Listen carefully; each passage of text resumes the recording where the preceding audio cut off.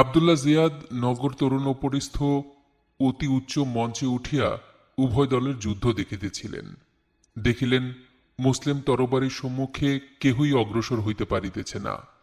বহুতর সৈন্য মৃত্তিকাশায়ী হইয়াছে। যাহারা জীবিত আছে তাহারাও প্রাণ ভয়ে দিশেহারা হইয়া পালাইতেছে। জিয়াদ মঞ্চ হইতে নামিয়াই দ্বার রক্ষককে বলিলেন, দ্বার খুলিয়া দাও।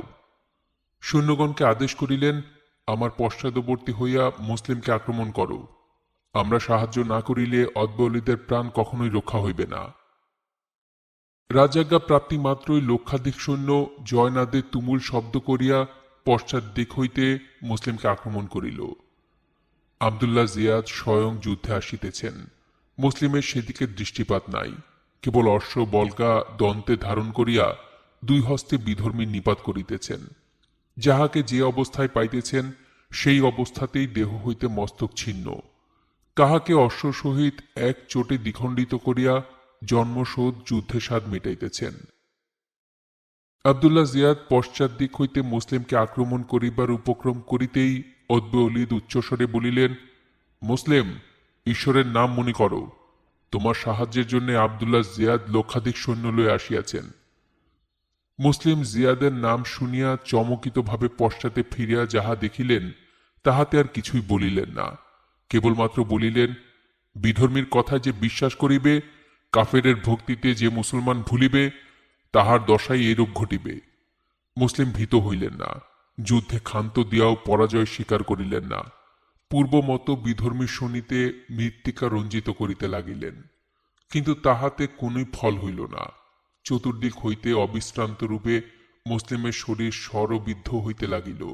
সর্বাঙ্গে শোণিত ধারা ছুটিল। অশ্ব পদতলে বিধর্মীর রক্তস্রোত বহিতেছে। যুদ্ধক্ষেত্র মনুষ্যদেহে পরিপূর্ণ হইয়াছে।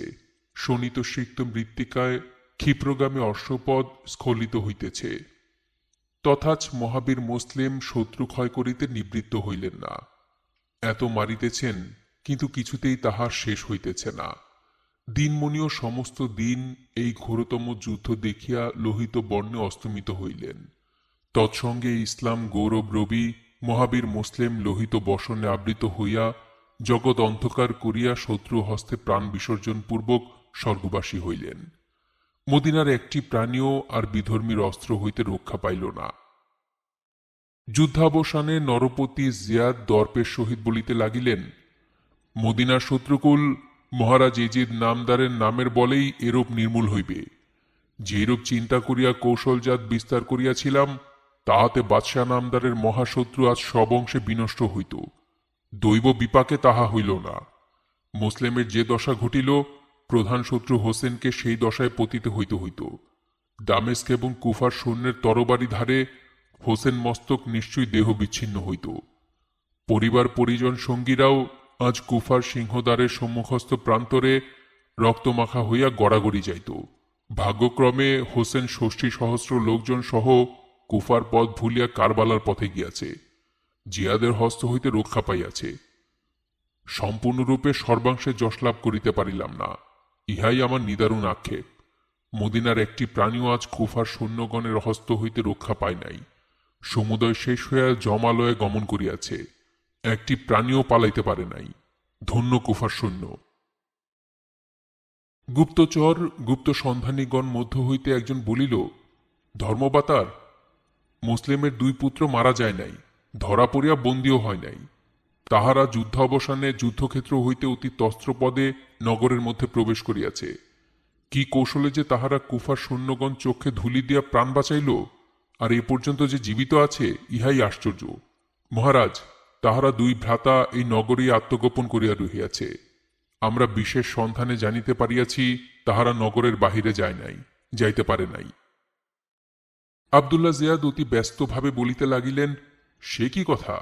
মুসলিমের পুত্রদ্বয় জীবিত আছে? অমাত্যগণকে সম্বোধন করিয়া কহিলেন, ওহো, এ কি ভয়ানক কথা! ভুজঙ্গ হইতে ভুজঙ্গ শিশুর বীর যে অত্যাধিক মারাত্মক, তাহা কি তোমরা জানো না? এখনই ডঙ্কা বাজাইয়া দাও। এখনই ডঙ্কা বাজাইয়া ঘোষণা প্রচার করো। নগরের প্রতি রাজপথে, ক্ষুদ্র পথে, প্রকাশ্য স্থানে, নগরবাসীর প্রতি দ্বারে ডঙ্কা, দুন্দুভি, ভেরি বাজাইয়া ঘোষণা করিয়া দাও যে ব্যক্তি মুসলিমের পুত্রদ্বয়কে ধরিয়া আমার নিকটে আনিতে পারিবে সহস্র মুদ্রা তৎক্ষণাৎ পরিতোষিক পাইবে, আর যে ব্যক্তি মুসলিম পুত্রদ্বয়কে আশ্রয় দিয়া গোপনে রাখিবে প্রকাশমাত্র বিচার নাই, কোনো কথা জিজ্ঞাসা নাই, দ্বিতীয় আদেশের অপেক্ষা নাই, শুলদণ্ডই তাহার জীবনের সহচর, শুলদণ্ডকেই চির আলিঙ্গন করিয়া মজ্জাভেতে মরিতে হইবে। আদেশ মাত্র তখনই ঘোষণা প্রচার হইল, নগরময় ঘোষণা প্রচার হইল। কত লোক অর্থলোভে পিতৃহীন বালকদ্বয়ের অন্বেষণে ছুটিল, নানা স্থানে খুঁজিতে আরম্ভ করিল। পাহাড় পর্বত বন জঙ্গল মাঠ ঘাট চারিদিকে সন্ধান করিয়া ব্যস্ততা সহকারে ছোটাছুটি করিয়া বেড়াইতে লাগিল। মুসলিমের পুত্রদ্বয় ঘোষণা প্রচারের পূর্বেই এক ভদ্রলোকের বাটিতে আশ্রয় গ্রহণ করিয়াছিলেন। সে ভদ্রলোকটি কুফানগরের বিচারপতি।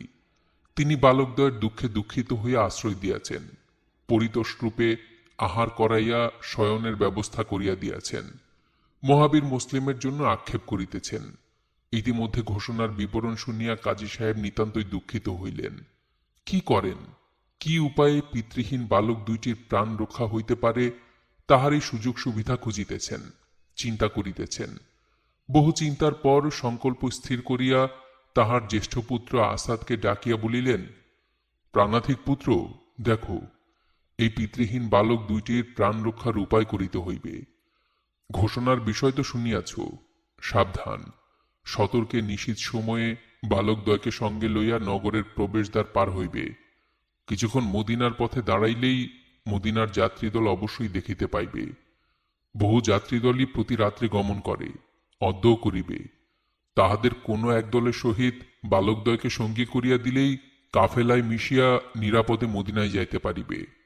বালক দুইটিরও প্রাণ রক্ষা হইবে, আমরাও নরপতি জিয়াদের ঘোষণা হইতে রক্ষা পাইব। কাজী সাহেব এই কথা বলিয়াই দুই ভ্রাতার কোমরে 50-50 মোহর বাঁধিয়া দিলেন এবং খাদ্য সামগ্রীও পরিমাণ মতো উভয় ভ্রাতার সঙ্গে যাহা তাহারা অনায়াসে লইয়া যাইতে পারে তাহা দিয়া দিলেন। কাজী সাহেবের পুত্র আসাদ পিতৃহীন বালকদ্বয়কে সঙ্গে করিয়া নিশীথ সময়ে গৃহ হইতে বহির্গত হইলেন। সাবধান সতর্কে নগরের সিংহদ্বার পার হইয়া দেখিলেন একদল যাত্রী মদিনাভিমুখে যাইতেছে, কিন্তু তাহারা কিঞ্চিত দূরে গিয়া পড়িয়াছে। আসাদ বলিলেন, ভাতৃগণ, দেখিয়াছ, ওই মদিনার যাত্রীদল যাইতেছে। এমন সুযোগ সুবিধা আর নাও পাওয়া যাইতে পারে। ওই যে যাত্রীদল যাইতেছে, তোমরা খোদার নাম করিয়া ওই দলে মিশিয়া চলিয়া যাও। এই যাত্রীদলে মিশিতে পারিলে আর কোনো ভয়ের কারণ থাকিবে না। তোমাদিগকে এলাহির হস্তে সঁপিলাম। যাও ভাই, আর বিলম্ব করিও না, শীঘ্র যাও। ভাই সালাম। আসাদ বিদায় হইলেন। ভাতৃদ্বয় ত্রস্ত পদে মদিনার যাত্রী দলের পশ্চাৎ অনুসরণ করিয়া যাইতে লাগিলেন। রজনী ঘোর অন্ধকার, বালুকাময় পথ, তদুপরি প্রাণের ভয়। দুই ভাই একত্রে দৌড়াইতে লাগিলেন। অগ্রগামী কাফেলার দিক লক্ষ্য করিয়া দৌড়াইতে লাগিলেন। জগৎ কারণ জগদীশ্বরের মহিমার অন্ত নাই। ভাতৃদ্বয় দৌড়াইতে দৌড়াইতে মদিনার পথ ভুলিয়া পুনরায় নগরের দিকেই আসিতে লাগিলেন। মনে মনে আশা করিয়াছিলেন যাত্রীদল বেশি দূর যায় নাই, এখনই তাহাদের সঙ্গে যাইয়া দলে মিশিতে পারিব। নির্ভয়ে মদিনা যাইয়া দুঃখিনী মায়ের চরণ দুখানি দেখিতে পাইব। আশা করিলে কি হয়, মানুষের আশা পূর্ণ হয় কই। অদৃশ্য ফেরে পথ ভুলিয়া মদিনার পথ ভুলিয়া অন্য পথে কুফানগরের দিকেই যে আসিতেছেন। দুই ভাই এই দৈব ঘটনার কিছুই বুঝিতে পারিতেছেন না। তস্ত্র পদে যাইতে যাইতে সম্মুখে দেখিলেন মশালের আলো। আলো লক্ষ্য করিয়া দৌড়াইলেন। যাইয়া দেখিলেন যাত্রীদল নহে, রাজকীয় প্রহরী দল, অস্ত্রশস্ত্রে সজ্জিত, প্রত্যেকের হস্তেই জ্বলন্ত মশাল। প্রহরী দিকে সম্মুখে পড়িতেই তাহারা বালকদ্বয়কে দেখিয়া আকার প্রকার, তাহাদের রূপের ছটা, তাছাড়া যাহা বুঝিবার বুঝিয়া লইল। আর কি যাইবার সাধ্য আছে, ধরিয়া ফেলিল। পুরস্কার লোভে অগ্রে শহর কোটালের নিকট লইয়া উপস্থিত করিল। নগরপাল কোটাল উভয় ভ্রাতার আকার প্রকার দেখিয়াই বুঝিয়া লইলেন এই বালকদ্বয়ই বীরবল মুসলিমের হৃদয়ের সার, প্রিয় আত্মজ। নগরপাল ভাতৃদ্বয়ের রূপ লাবণ্য দেখিয়া যত্নপূর্বক আপন গৃহে রাখিয়া অতি প্রত্যুষে মহারাজ জিয়াদের দরবারে উপস্থিত করিলেন।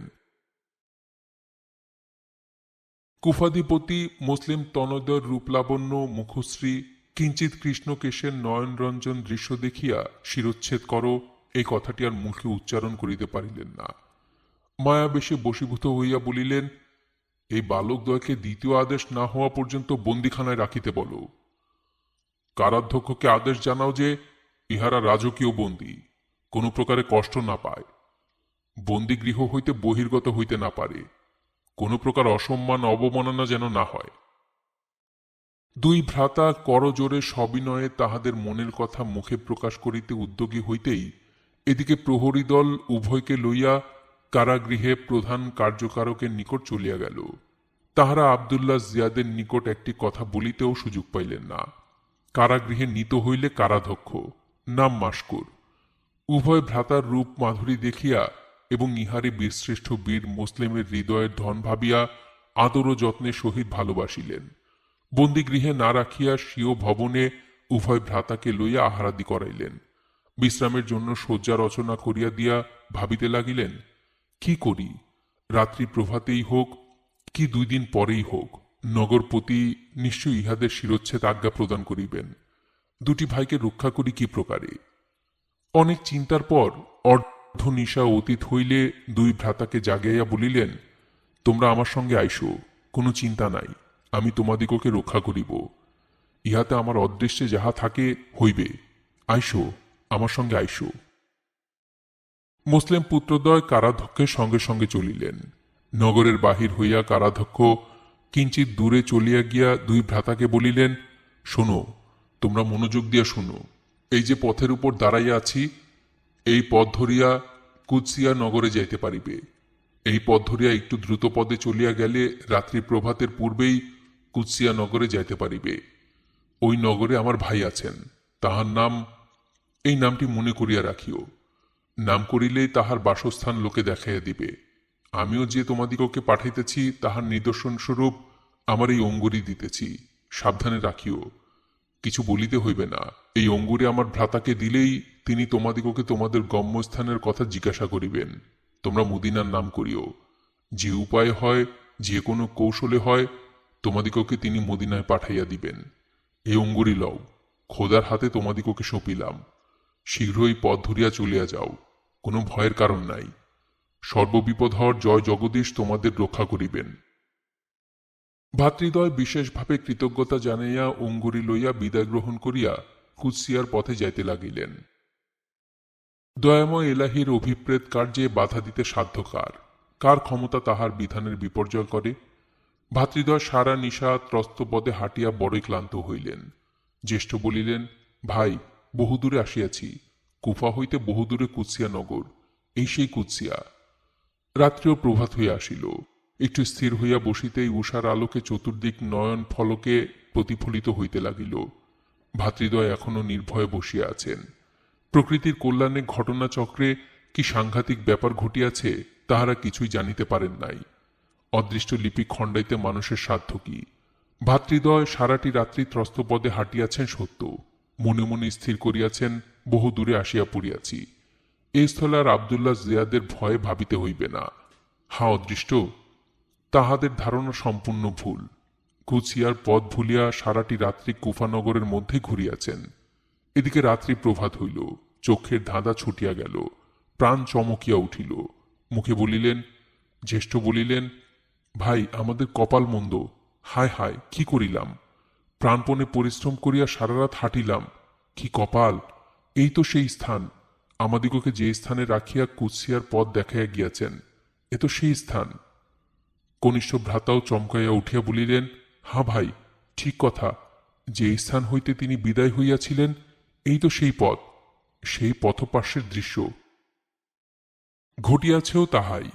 কারাধ্যক্ষ মাস্কুর যে স্থানে তাহাদিগকে রাখিয়া চলিয়া গিয়াছেন, সারা নিশা ঘুরিয়া প্রভাতে আবার সেই স্থানে আসিয়াছেন। ভাতৃদ্বয় সেই সময় আকুল প্রাণে বলিতে লাগিলেন, মোহাম্মদ জ্যেষ্ঠ, ইব্রাহিম কনিষ্ঠ। জ্যেষ্ঠ বলিতেছেন, ভাই, এখন উপায়? প্রাণের ভাই ইব্রাহিম, এবারে আর বাঁচিবার উপায় নাই। এখন উপায় কি? একবার নয়, 2 বার এরূপ ভুল, আর আশা কি? ভ্রাত, এবারে রাজা জেয়াদ আমাদিগকে জীবন্ত ছাড়িবে না।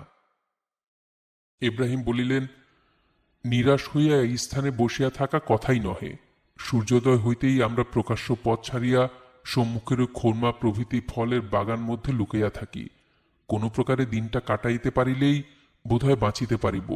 সন্ধ্যা ঘোর হইলেই আমরা মদিনার পথ ধরিব। মোহাম্মদ বলিলেন, ভাই তবে ওঠো, আর বিলম্ব নাই। কনিষ্ঠের হস্ত ধরিয়া অতি ত্রস্ত পদে নিকটস্থ খোরমার বাগানে যাইয়া দেখিলেন ছোট বড় বহু বৃক্ষ পূরিত বিস্তৃত ফলের বাগান। বাগানের মধ্যে জলের নহর বহিয়া যাইতেছে। ভাতৃদ্বয় এ গাছ সে গাছ সন্ধান করিয়া নহরের ধারে পুরাতন একটি বৃক্ষের কোটরে দুই দেহ জড়সড়ভাবে এক করিয়া সাধ্যানুসারে আত্মগোপন করিলেন। কিন্তু একদিকে যে ফাঁক রহিল সেদিকে তাহাদের দৃষ্টি পড়িল না। যে সকল বৃক্ষের ছায়া নহরের জলে পড়িয়া ভাসিতেছিল, মৃদুমন্দ বায়ু আঘাতে ছায়া সকল কখনো কাঁপিতেছে, কখনো ক্ষুদ্র বৃহৎ আকার ধারণ করিয়া জলের মধ্যে যেন ছুটিয়া যাইতেছে। জলের ক্ষুদ্র ক্ষুদ্র তরঙ্গের সহিত বৃক্ষ সকলের ছায়াও হেলিয়া দুলিয়া ছোটাছুটি করিতেছে।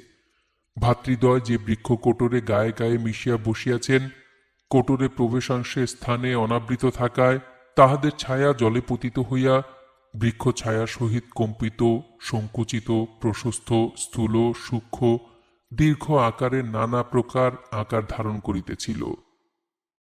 বাগানের একপার্শ্বে ভদ্রলোকের আবাসস্থান। সেই ভদ্রলোকের বাটির পরিচারিকা নহরের জল লইতে আসিয়াই জলে ঢেউ দিয়া কলসি পূর্ণ করিতে করিতে হঠাৎ বৃক্ষ ছায়ার প্রতি তাহার দৃষ্টি পড়িল। বৃক্ষ কোটরের ছায়ার মধ্যে অন্য এক প্রকার ছায়া দেখিয়া পরিচারিকা কলসি জলে ডুবাইয়া চিন্তা করিতে লাগিল, বৃক্ষ কোটরে কিসের ছায়া? দিব্য দুইটা জোড়া মানুষের মতো বোধ হইতেছে। কান, ঘাড়, পিঠ স্পষ্ট দেখা যাইতেছে। এ কি ব্যাপার? কিছু স্থির করিতে পারিল না। জলপূর্ণ কলসি ডাঙায় রাখিয়া যে বৃক্ষের ছায়া মধ্যে সে ওই অপরূপ ছায়া দেখিতেছিল, এক পা দুই পা করিয়া সেই বৃক্ষের নিকটে যাইয়া দেখে যে দুইটি বালক উভয়ে উভয়কে জড়াইয়া ধরিয়া এক দেহ আকারে রহিয়াছে। পরিচারিকা বালকদ্বয়ের অবস্থা দেখিয়া অন্তরে আঘাতপ্রাপ্ত হইল, হৃদয়ে ব্যথা লাগিল। মুখে বলিল, আহা, তোমরা কাহার কোলের ধন বাছারে? দুজনে এইরূপভাবে এই পুরাতন বৃক্ষের কোটরে লুকাইয়া রহিয়াছ কেন বাছা? আমাকে দেখিয়া এত ভয় করিতেছ কেন বাপ? আহা বাছা, তোমাদের কি প্রাণে মায়া নাই? ওরে বাপধন, ওই কোটরে সাপ বিচ্ছুর অভাব নাই। কার ভয়ে তোরা এভাবে গলাগুলি ধরিয়া নীরবে কাঁদিতেছিস? বাপধন, বল, আমার নিকট মনের কথা বল, কোনো ভয় নাই। বাবা, তোরা আমার পেটের সন্তান তুল্য, দুইখানি মুখ যেন দুইখানি চাঁদের একখানি চাঁদ। বাবা, তোরা কি দুই ভাই? মুখের গড়ন, হাত পিঠের গড়ন দেখিয়া তাহাই বোধ হইতেছে। তোরা দুই ভাই কি এক মায়ের পেটে জন্মেছিস বাপ? কোন দুঃখিনীর সন্তান তোরা? বল বাবা, শীঘ্র বল, কার ভয়ে তোরা লুকাইয়া আছিস? ভাতৃদ্বয়ের মুখে কোনো কথা নাই। দুই ভাই আরো হাত আটিয়া গলাগুলি ধরিয়া মাথা নিচু করিয়া রহিলেন। পরিচারিকার নিকটে যাইয়া মৃদু মৃদু স্বরে সজল চক্ষে বলিতে লাগিল, হাঁ বাবা, তোরা কি সেই মদিনার মহাবীর মুসলিমের নয়নের পুত্তলি, হৃদয়ের ধন, জোড়ামানিক? তাই বুঝি হবে।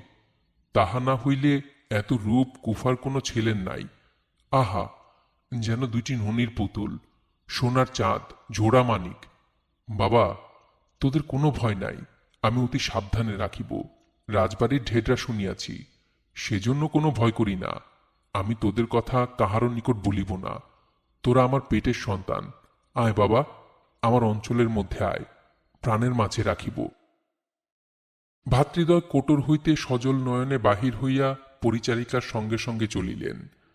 দয়াবতী বালকদ্বয়কে গাত্রবস্ত্রের আবরণে ঢাকিয়া আপন কর্ত্রীর নিকট লইয়া গেল। বালকদ্বয়ের কথা কুফানগরে গোপন নাই। দ্বারে দ্বারে ঢেডরা দেওয়া হইয়াছে। ধরিয়া দিতে পারিলে সহস্র মোহর পুরস্কার, আশ্রয় দিলে আশ্রয়দাতার প্রাণ তখনই শূলের অগ্রভাগে সংহার। তাহাতে দ্বিতীয় আদেশের অপেক্ষা নাই।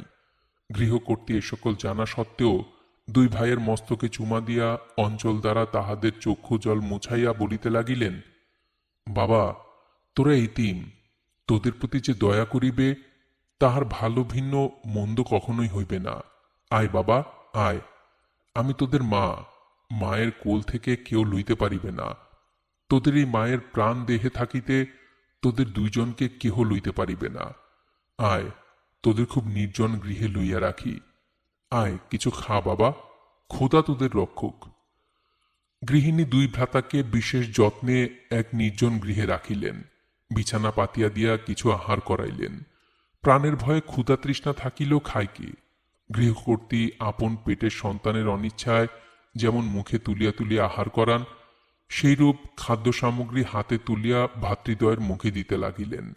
আহার শেষ হইলে বলিলেন, বাবা, তোমরা কথাবার্তা বলিও না, চুপ করিয়া এই বিছানায় শুইয়া ঘুমাও। পুনঃ আহারের সময় উপস্থিত হইলে আমি আসিয়া তোমাদিগকে জাগাইয়া খাওয়াইব। তোমরা ঘুমাও, সারা রাত জাগিয়াছ, আর কত হাঁটাই হাঁটিয়াছ। ঘুমাও, কোনো চিন্তা করিও না। যে বাড়ির কর্ত্রী দয়াবতী, পরিচারিকাগণও তাহারই অনুরূপ প্রায় দেখা যায়। বালকদ্বয়ের কথা কর্ত্রী আর পরিচারিকা ভিন্ন কেহ জানিতে পারিল না। বাটির কর্তার নাম হারেস। কর্তা বাটিতে ছিলেন না, কার্যবশত প্রত্যুষী নগর মধ্যে গমন করিয়াছিলেন। দিন গত করিয়া রাত্রি এক প্রহর পর আধমরার মতো হইয়া বাটিতে আসিলেন। গৃহিণী বিলম্বের কারণ জিজ্ঞাসা করিলে কর্তা বলিলেন, সে কথা আর কি বলিব, আমার কপাল মন্দ, আমার চোখে পড়িবে কেন? সারাটি দিন আর রাত্রি এক প্রহর পর্যন্ত কত গলিপথ, কত বড় বড় রাস্তায়, দোধারি ঘরের কোণের আড়ালের মধ্যে, কত ভাঙা বাড়ির ভিতরে বাহিরে কত স্থানে খুঁজিলাম। আমারে পোড়া অদৃষ্টে তাহা ঘটিবে কেন? আমি হতভাগ্য, চিরকাল দুঃখ কষ্টের সহিত আমার ঘনিষ্ঠতা আত্মীয়তা, আমার চোখে পড়িবে কেন? অনটন আমার অঙ্গের ভূষণ, অলক্ষ্মী আমার সংসার ঘিরিয়া বসিয়াছে, শয়তান আমার হিতৈষী বন্ধু সাজিয়াছে। আমি দেখা পাইব কেন? এত পরিশ্রম বৃথা হইল। সারাটা দিন উপবাস না খেয়ে কত স্থানেই যে ঘুরিয়াছি, দুঃখের কথা কি বলিব। হায় হায়, আমার কপাল! একজনের চোখে অবশ্যই পড়িবে, লালে লাল হইবে। গৃহিণী বলিলেন, আসল কথা তো কিছুই শুনিলাম না। আমি জিজ্ঞাসা করিলাম, এত বিলম্ব হইল কেন? তুমি 7 গ্রাম বেড দিয়া ভাগ্যলিপি, অদৃষ্ট মন্দ, এই সকল খামখেয়ালি কথা তুলিয়া বসিলে। সারাটা দিন আর রাত্রি প্রায় 1.5 প্রহর। এত সময় কোথায় ছিলে, কি করিলে, তাহাই শুনিতে চাই। আর একটি কথা, আজ তুমি যেমন দুঃখের সহিত আক্ষেপ করিতেছ, অদৃষ্টের দোষ দিতেছ, এরূপ আক্ষেপ, কপাল দোষের কথা তো কখনো তোমার মুখে শুনি নাই। হারেস দুঃখিত ভাবে নাকি সুরে ক্ষীণস্বরে বলিতে লাগিল, তোমায় আর কি বলিব, আমাদের বাদশাহ জিয়াদ মদিনার হজরত হোসেনকে প্রাণে মারিবার জোগাড় করিয়া মিথ্যা স্বপ্ন, মিথ্যা রাজ্যদান ভান করিয়া হজরত হোসেনকে। গৃহিণী বলিলেন, সে সকল কথা আমরা জানি। হজরত হোসেনের অগ্রে মুসলিম আসিল, তাহার পর মুসলিমকে কৌশল করিয়া মারিবার কথাও জানি। তবে তো তুমি সকলই জানো, সে মুসলিমের 2 পুত্র পালাইয়াছে। তাহার জন্য রাজ সরকার হইতে ঘোষণা হইয়াছে, ধরিয়া দিতে পারিলেই 1,000 মোহর পুরস্কার পাইবে। প্রথম শহর কোতোয়ালের হাতে ধরা পড়িয়াছিল। বাদশাহ নামদারের দরবারে হাজির করিয়া আমাদের বাদশাহ ছেলে 2টির মুখের ভাব, সুশ্রী সুন্দর মুখ দুখানি, দেহের গঠন দেখিয়া মাথা কাটার আদেশ দিতে পারিলেন না। বন্দিখানায় কয়েদ রাখিতে অনুমতি করিলেন। বন্দিখানার প্রধান কর্মচারী মাসকুর ছেলে 2টির রূপে মোহিত হইয়া তাহাদিগকে ছাড়িয়া দেয়। বাদশাহ নামদার পর্যন্ত সেই খবর হইলে মাসকুরের শিরোচ্ছেদন হইয়াছে। আজ নতুন ঘোষণা জারি হইয়াছে যে সেই পলায়িত ছেলে 2টিকে ধরিয়া দিবে, তাহাকে 5,000 মোহর পুরস্কার দেওয়া হইবে। যে আশ্রয় দেয়া গোপনে রাখিবে, মাসকুরের ন্যায় তাহার শিরোচ্ছেদ সেই দণ্ডেই হইবে। আমি মুসলিমের ছেলে 2টির জন্য আহার নিদ্রা বিশ্রাম ত্যাগ করিয়া কোথায় না সন্ধান করিয়াছি। ধরিয়া বাদশাহের দরবারে হাজির করিতে পারিলে 5,000 মোহর। যে পাইবে সে কতকাল বসিয়া খাইতে পারিবে। বুঝিয়া চলিলে হয়তো মহাধনী হইয়া কত পুরুষ পর্যন্ত সুখে থাকিতে পারিবে। এত সন্ধান করিলাম, কিছুই করিতে পারিলাম না। আজ বেশি টাকার লোভে হাজার হাজার লোক পাহাড় জঙ্গল যেখানে সন্দেহ হইতেছে সেইখানেই খুঁজিতেছে। আমি বহুদূরে গিয়াছিলাম, কোথাও কিছু না পাইয়া শেষে আমার খোরমার বাগান খুঁজিয়া তন্ন তন্ন করিলাম। প্রতি বৃক্ষের গোড়ার কোটরে খুঁজিলাম, কোথাও কিছু পাইলাম না। তাহাতেই বলিতেছিলাম, আমার ভাগ্যে ঘটিবে কেন, হতভাগার চোখে তাহারা পড়িবে কেন। গৃহিণী বলিলেন, হায় হায়, পিতৃহীন অনাথ বালক 2টিকে ধরিয়া দুরন্ত জালেম বাদশার নিকটে দিলে 5,000 মোহর পাইবে, তাহা সত্য, কিন্তু আরেকটি হৃদয় বিদারক মর্মান্তিক সাংঘাতিক কথা কি তোমার মনে উদয় হয় নাই?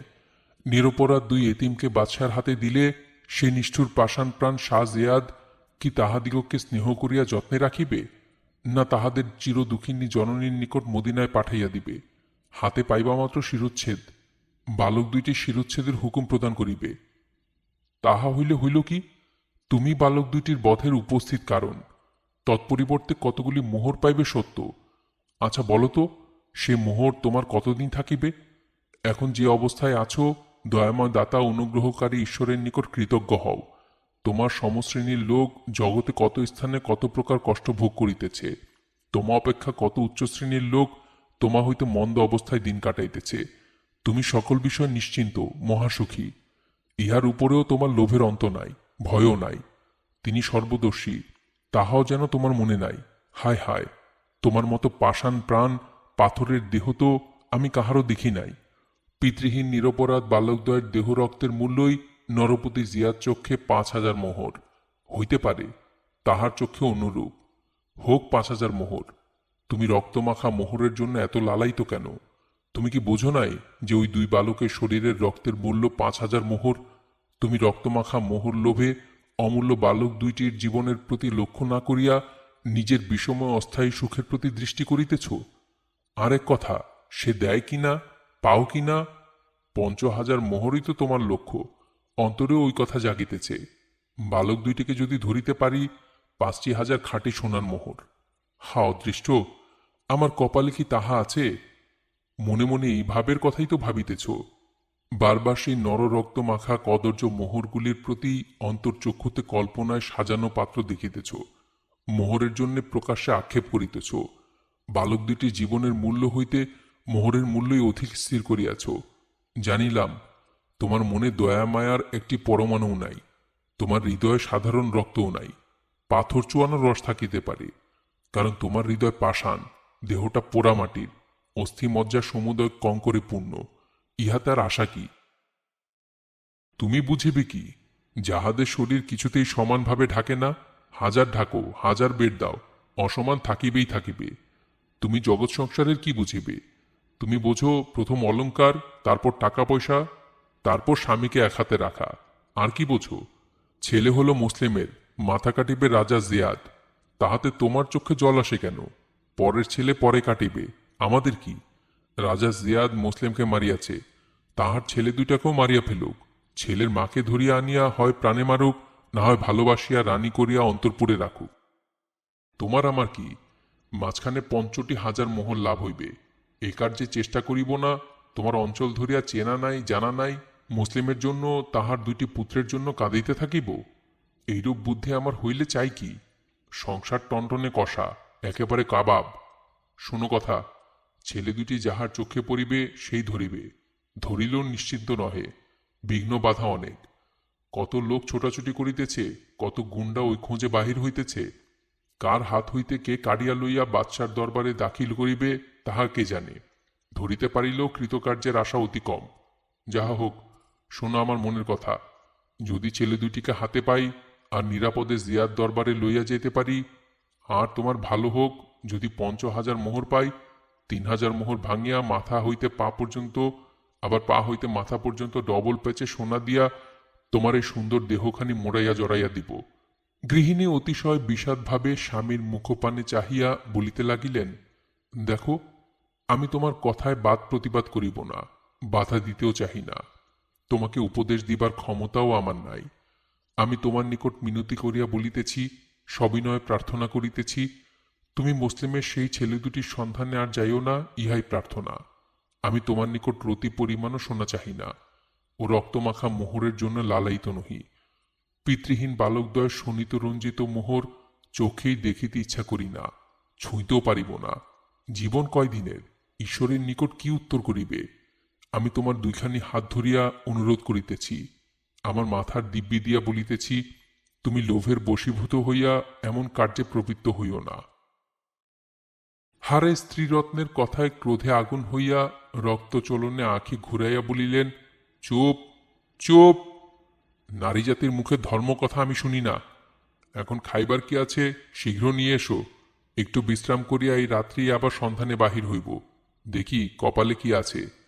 তোরও মিশ্রি মাখা কথা আমি শুনিতে ইচ্ছা করি না। হারেসের স্ত্রী আর কোনো কথা কহিলেন না। স্বামীর আহারের আয়োজন করিয়া দিলেন। হারেস মনে মনে নানা চিন্তা করিতে করিতে অন্য মনস্কে আহার করিলেন। হস্ত মুখ প্রলাক্ষণ করিয়া অমনি শয়ন করিলেন। এত পরিশ্রমেও তাহার চোখে নিদ্রা নাই। কোথায় মুসলিমের সন্তান দুইটিকে পাইবেন, কোন পথে, কোথায় কোন স্থানে গেলে তাহাদের দেখা পাইবেন, দেখা পাইয়া কি প্রকার ধরিয়া রাজ দরবারে লইয়া যাইবেন, এই চিন্তাই তাহার মাথার মধ্যে ঘুরিতে লাগিল। বালক দুইটিকে দেখা পাইয়াই 5,000 সোনার টাকা, এই সকল ভাবিতে ভাবিতে বহুক্ষণ পরে ঘুমাইয়া পড়িলেন। গৃহিণী দেখিলেন স্বামী ঘোর নিদ্রায় অচেতন। কি উপায়ে ছেলে দুইটিকে রক্ষা করিবেন, এই চিন্তা করিয়া পরামর্শে বসিলেন। এই পর্যন্ত পরিচারিকা ভিন্ন বাড়ির অন্য কাহাকেও এ বালকদ্বয়ের কথা বলেন নাই। এখন বাধ্য হইয়া স্বামীর ঐরূপ ভাব দেখিয়া, তাহার মুখের কথা শুনিয়া দয়াবতী স্নেহময়ী রমণী অস্থির হইয়াছেন। কি উপায়ে পিতৃহীন বালকদ্বয়কে রক্ষা করিবেন, কি উপায়ে পিতৃহীন বালকদ্বয়কে রক্ষা করিবেন। স্বামীর মনের ভাব অন্ধকার ভয়ের কারণই অধিক। আর আশ্রয়স্থান কোথা? প্রকাশ হইলে ছেলে দুইটির মাথা যায়, হইতে পারে নিজের প্রাণের আশাও অতি সংকীর্ণ। স্বামী পুরস্কার লোভে স্ত্রীর বিরোধ হইতে পারেন। আর একটা গোলের কথা, স্বামীর সঙ্গে বালক দুইটি লইয়া কথান্তর হইলে পাড়া প্রতিবেশী সকলেই জানিবে। ভালো করিতে কেহ আগে বাড়িতে চাহে না, মন্দ করিতে কোমর বাঁধিয়া দৌড়িতে থাকে। যাইয়া বলিলেই হইল অমুকের ঘরে ছিল, অমুক স্ত্রীলোকের আশ্রয় ছিল, আর প্রাণের আশা কি? এই সকল কথা ভাবিয়া চিন্তিয়া আরো দুইটি লোকের সহিত পরামর্শ করিয়া কার্য করাই স্থির করিলেন। একজন তাহার গর্ভজাত পুত্র, বুদ্ধিমান বিচক্ষণ দয়া শরীর। সে শরীরে পিতার গুণ অল্প ছিল, মাতার গুণ অধিক, সেই একজন। আরেকজন পুত্র তাহার গর্ভজাত নহে, পালিত পুত্র, শৈশবকাল হইতে আপন স্তন্য পান করাইয়া প্রতিপালন করিয়াছেন। সেই পালিত পুত্র তাহার সম্পূর্ণ গুণের অধিকারী হইয়াছে, সেই তাহার সম্পূর্ণ বিশ্বাসী। আপন গর্ভজাত পুত্র তাহার পিতা হারেসের কথা অমান্য করিতে পারে না, অন্যায় কার্য হইলেও প্রতিবাদ করে না, চুপ করিয়া নীরব থাকে। পালিত পুত্রটি তাহা নহে, সে তাহার অনুগত বাধ্য, হারেসের কথা শোনে না। হারেস কোনো অন্যায় কথা বলিলে সে অকপটে নির্ভয়ে তাহার প্রতিবাদ করে। তাহার মনের ধারণাই এই যে, যাহারই শরীরে শুনিতে আমার জীবন রক্ষা হইয়াছে, দেহ বৃদ্ধি হইয়াছে, যাহার স্নেহ মমতা অনুগ্রহে এত বড় হইয়াছি, তিনিই আমার সর্বস্ব, তিনিই আমার পূজনীয়া, তিনি আমার মুক্তিদাত্রী মাতা। মাতাই আমার সম্বল, মাতাই আমার বল। হারেস যায়া নিশীথ সময়ে দুই পুত্রকেই চুপি চুপি ডাকিয়া অন্য কক্ষে আনিয়া অতি নির্জন স্থানে দুই পুত্রকে সম্মুখে করিয়া বসিলেন। পালিত পুত্রকে বলিলেন, বাবা, তুই আমার পেটে না জন্মিলেও আমি তোকে আমার বুকের দুধ দিয়া প্রতিপালন করিয়াছি। কত মলমূত্র এই হাতে পরিষ্কার করিয়া তোকে বাঁচাইয়াছি। বাবা, তুই আমার শরীরের সার অংশ দ্বারা প্রতিপালিত হইয়াছিস। আমার শরীরের রক্ত অংশে তোর দেহ পুষ্ট হইয়াছে। আপন গর্ভজাত সন্তানের হস্ত ধরিয়া বলিলেন, বাবা, তোতে আর এতে ভিন্ন কি? আমি সামান্য, সেই সামান্য অংশটুকু ছাড়িয়া দিলে তুইও যেমন, এও তেমনি। পরিচারিকাকে যে কথা বলিতে বলিয়াছিলাম, তোমাদের দুইজনকে একত্রে বসাইয়া সে তাহা বলিয়াছে। তোমরা সকলেই শুনিয়াছ। এখন সেই বালক দুইটির রক্ষার উপায় কি? আমি ভাবিয়াছিলাম তোমাদের পিতা বাটি আসিলে ছেলে দুইটির কথা বলিব। তিনি কতই দুঃখ করিবেন, ছেলে দুইটির রক্ষার জন্য বিশেষ চেষ্টা করিবেন। এখন দেখিতেছি তিনিই তাহাদের সংহারক, তিনিই তাহাদের প্রাণনাশক প্রধান শত্রু। মোহরের লোভে তিনি ওই বালক দুইটিকে ধরিবার জন্য বহু চেষ্টা পরিশ্রম করিয়াছেন। নিদ্রা হইতে উঠিয়া এই রাত্রেই পুনরায় তাহাদের অন্বেষণে ছুটিবেন। তিনি যদি বালক দুইটির সন্ধান পান, তাহা হইলে আর রক্ষা নাই। কিছুতেই তাহার দুরন্ত বাঘের মুখ হইতে রক্ষা পাইবে না, বাঁচিবে না। এইক্ষণে তোমরাই আমার সহায় সম্বল বল। তোমরা দুই ভাই যদি আমার পক্ষে থাকিয়া পিতৃহীন বালক দুইটির রক্ষার জন্য চেষ্টা করো, তবে তাহারা বাঁচিতে পারে। তোমাদের পিতার চোখে পড়িলে আর কিছুতেই রক্ষা পাইবে না। দুই ভাই বলিল, মাতা, আপনি ব্যস্ত হইবেন না, আমরা সকলেই শুনিয়াছি। বালকদ্বয়ের অবস্থা সকলেই শুনিয়াছি। আমাদের বাটিতেই আছে তাহাও জানি। আপনি এত উতলা হইবেন না। পিতা গুরুজন, তাহার নিন্দা করিব না। আমরা তাহার অর্থ লালসার কথা শুনিয়া বড়ই দুঃখিত হইয়াছি, আক্ষেপ করিয়াছি। কি করি? পিতা গুরুজন, তাহার কথার প্রতিবাদ করাই মহাপাপ। যাহাই হোক, আপনি নিশ্চিন্ত থাকুন। রাত্রি দ্বিপ্রহর অতীত হইলেই আমরা দুই ভাই বালকদ্বয়কে সঙ্গে করিয়া মদিনার পথে যাইব। যদি সুবিধা করিতে পারি ভালোই, না করিতে পারি আমরা সঙ্গে করিয়া মদিনায় রাখিয়া আসিব। গৃহিণী সন্তুষ্ট চিত্তে অথচ চক্ষু জলে ভাসিতে ভাসিতে দুই পুত্রের দুই হাত ধরিয়া আপন মাথার উপর রাখিয়া বলিলেন, বাবা, তোরা আমার মাথার উপর হাত রাখিয়া বল যে আমরা সাধ্যানুসারে বালকদ্বয়কে রক্ষা করিব। পুত্রদ্বয় অকপট চিত্তে স্বীকার করিল আর বলিল, মাতা, আপনি নিশ্চয় জানিবেন বালকদ্বয়ের অনিষ্ট সম্বন্ধে আমাদের পিতার কোনো কথা আমরা শুনিব না, বরং তাহার বিরোধী হইব। আপনার আদেশে আপনার আজ্ঞা পালন করিতে যদি আমাদের প্রাণও যায়, তথাচ আপনার আদেশের অন্যথা করিব না, কি পশ্চাদপদ হইব না।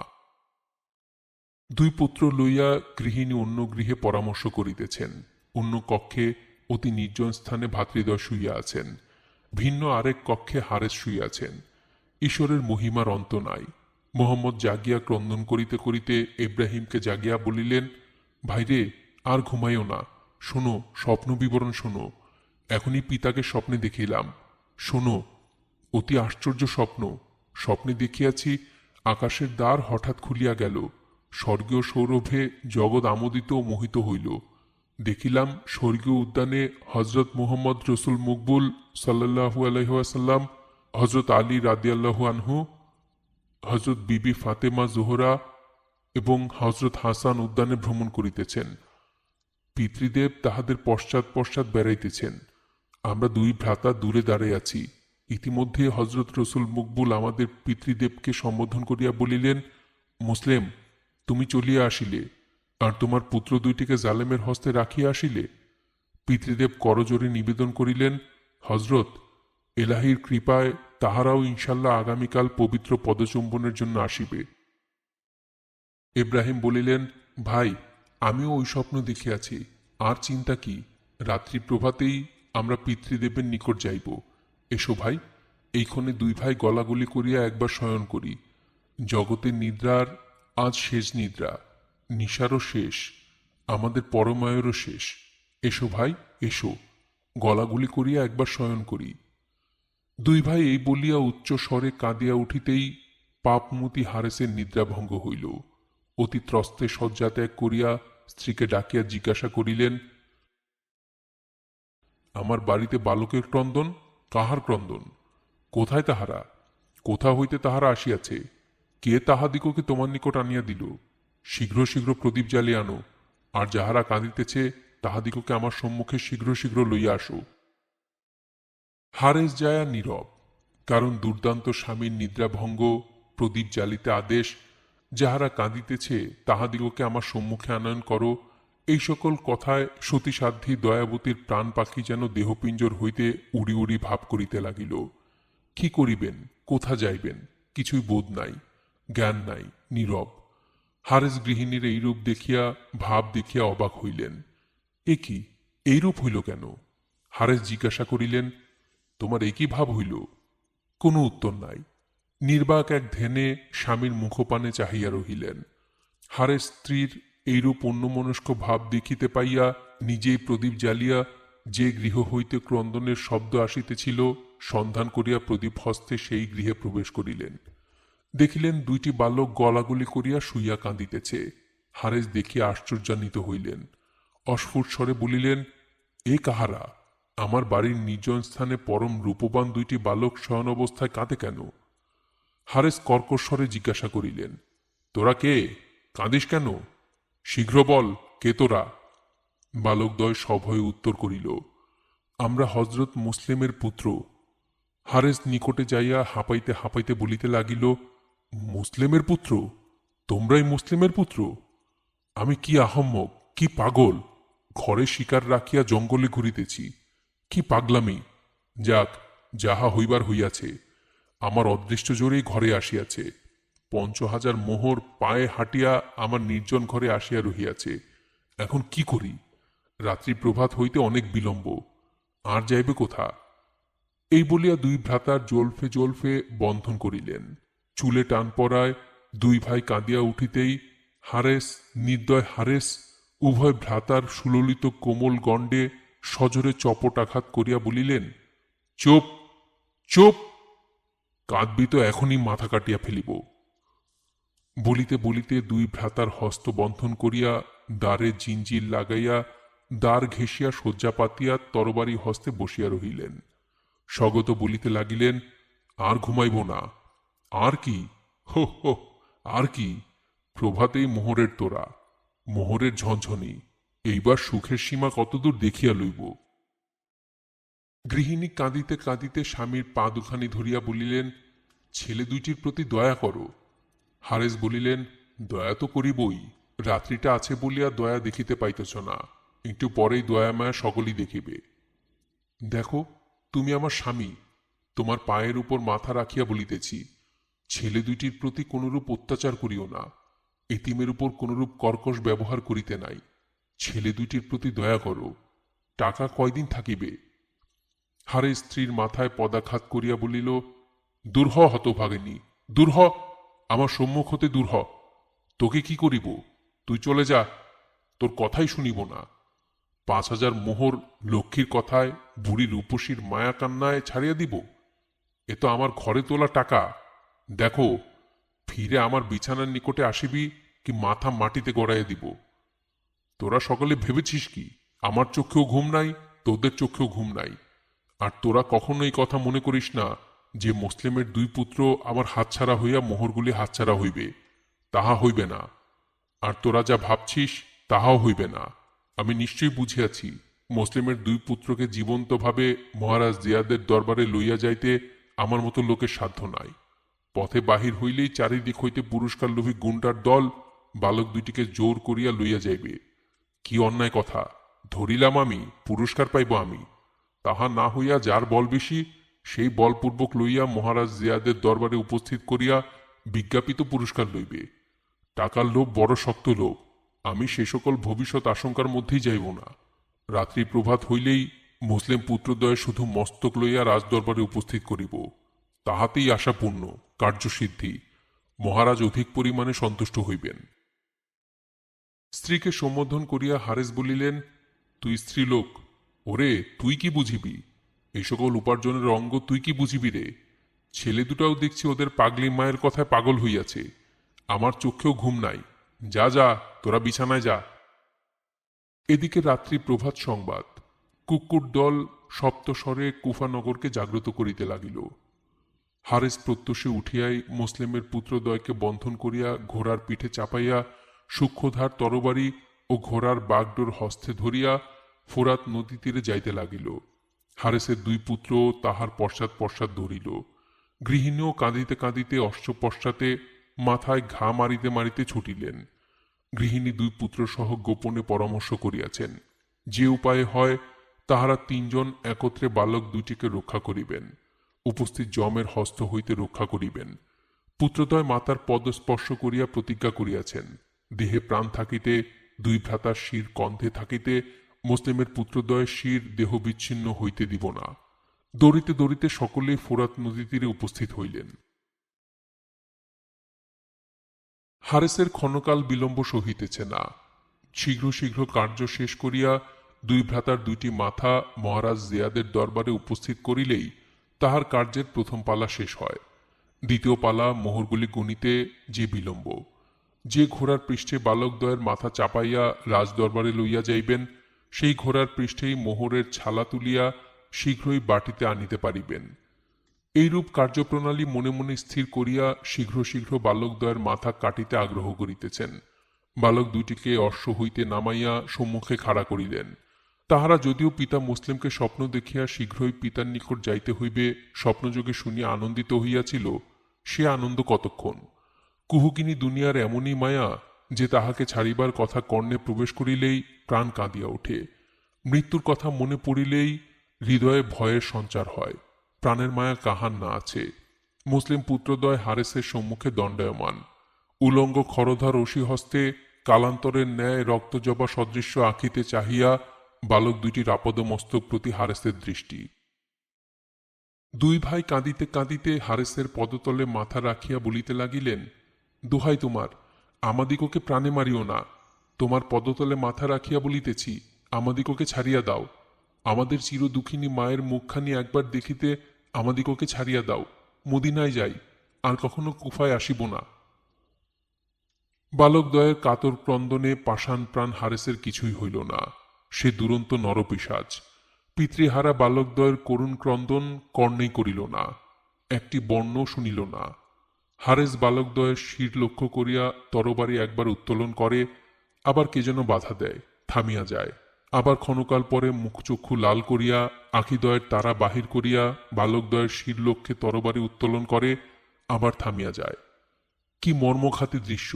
হারেসের এই অত্যাচারী অমানসিক ব্যবহার ও হৃদয় বিদারক ঘটনার সূত্রপাত মুক্ত আকাশ দিননাথ শত সহস্র কিরণজাল বিস্তার করিয়া দেখিতেছে। ফোরাত নদী তীরে ঘটনা, ফোরাত জলও দেখিয়া যাইতেছে। প্রবাহে প্রবাহে হারেসের এই কুকীর্তি দেখিয়া বহিয়া চলিয়া যাইতেছে। নদী তীরে পিতৃহারা অনাথ দুইটি বালক কৃপানধারী যমদূত সম্মুখে দণ্ডায়মান হইয়া কাতর কণ্ঠে বলিতেছে, ওগো, আমাদিগকে প্রাণে মারিও না। প্রাণের দায়ে হন্তার পদতলে লুটাইয়া কান্দিতে কান্দিতে বলিতেছে, আমরা দুঃখিনী সন্তান, জনমের মতো পিতাকে এই দেশে হারাইয়াছি, মায়ের মুখখানি দেখিব, তোমার নিকট প্রাণ ভিক্ষা চাইতেছি। আমাদের দুই ভাইয়ের প্রাণ এখন তোমারই হাতে, দয়া করিয়া আমাদের প্রাণ ভিক্ষা দাও, আমরা জীবনে আর কুফায় আসিব না। বালক দুইটি কতই অনুনয় বিনয় করিল, হারেসের মন গলিল না। হারেসের সম্মুখে বদ্ধ ভূমে বালকদ্বয় দণ্ডায়মান, বাম পার্শ্বে হারেসের দুই পুত্র বিষণ্ণ বদনে দণ্ডায়মান। দয়াবতী হারেস যায়ও পুত্রদ্বয়ের পশ্চাতে মুসলিম পুত্রদ্বয়ের প্রতি এক দৃষ্টে চাহিয়া স্বামী ভয়ে নীরবে কাঁদিয়া চক্ষু জলে ভাসিতেছেন। হারেস এক একবার তরবারি উত্তোলন করে, আবার থামিয়া যায়। একবার বালকদ্বয়ের মুখের দিকে, তৎপরেই ফোরাতের জলস্রোতের দিকে চাহিয়া ঊর্ধ্বে দৃষ্টি করে। ক্রমেই বিলম্ব হইতে লাগিল। হারেস যেন বিরক্ত হইয়া পালিত পুত্রকে বলিল, পুত্র, ধর তো আমার এই তরবারি, আজ দেখিব তোমার তরবারির হাত। এক চোটে দুইটি বালকের মাথা মাটিতে গড়াইয়া দাও দেখি। পুত্র উত্তর করিল, পিতা, আমাকে ক্ষমা করিবেন, আমি উহা পারিব না। নিষ্পাপ নিরপরাধ দোষশূন্য দুইটি অনাথ বালককে টাকার লোভে খুন করিতে আমি পারিব না, কখনোই পারিব না। বরং ওই বালকদ্বয়ের প্রাণ রক্ষা করিতে যাহা আবশ্যক হয় তাহা করিব। আমার প্রাণ দিব, তথাচ ওই বালকদ্বয়ের প্রতি কোনরূপ অত্যাচার হইতে দিব না। আমি আপনার ওই অবৈধ আদেশ কখনোই প্রতিপালন করিব না। টাকার লোভে মানুষ খুন এ মানুষের কার্য নহে, ডাকাত ডাকাত। হারেস রোষকষায়িত লোচনে রক্ত আঁখি ঘুরাইতে ঘুরাইতে বলিতে লাগিল, কিরে পামর, আমার কার্য তোর চোখে হইলে অবৈধ? তোর এত বিচারের কাজ কি? আর এত লম্বা চওড়া কথা তুই কার কাছে শিখেছিস? তুই আমার হুকুম মানিবি কিনা তাহাই বল।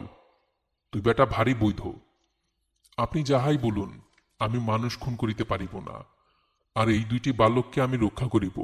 আমি এতক্ষণ কিছুই বলি নাই, দেখি আপনি পাপের কোন সীমায় গিয়া উপস্থিত হন।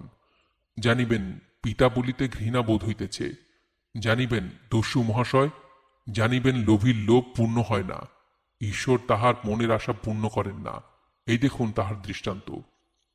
বালকদ্বয় প্রতি চাহিয়া বলিল, এসো ভাই, তোমরা এসো, আমি তোমাদিগকে মদিনায় লইয়া যাইতেছি।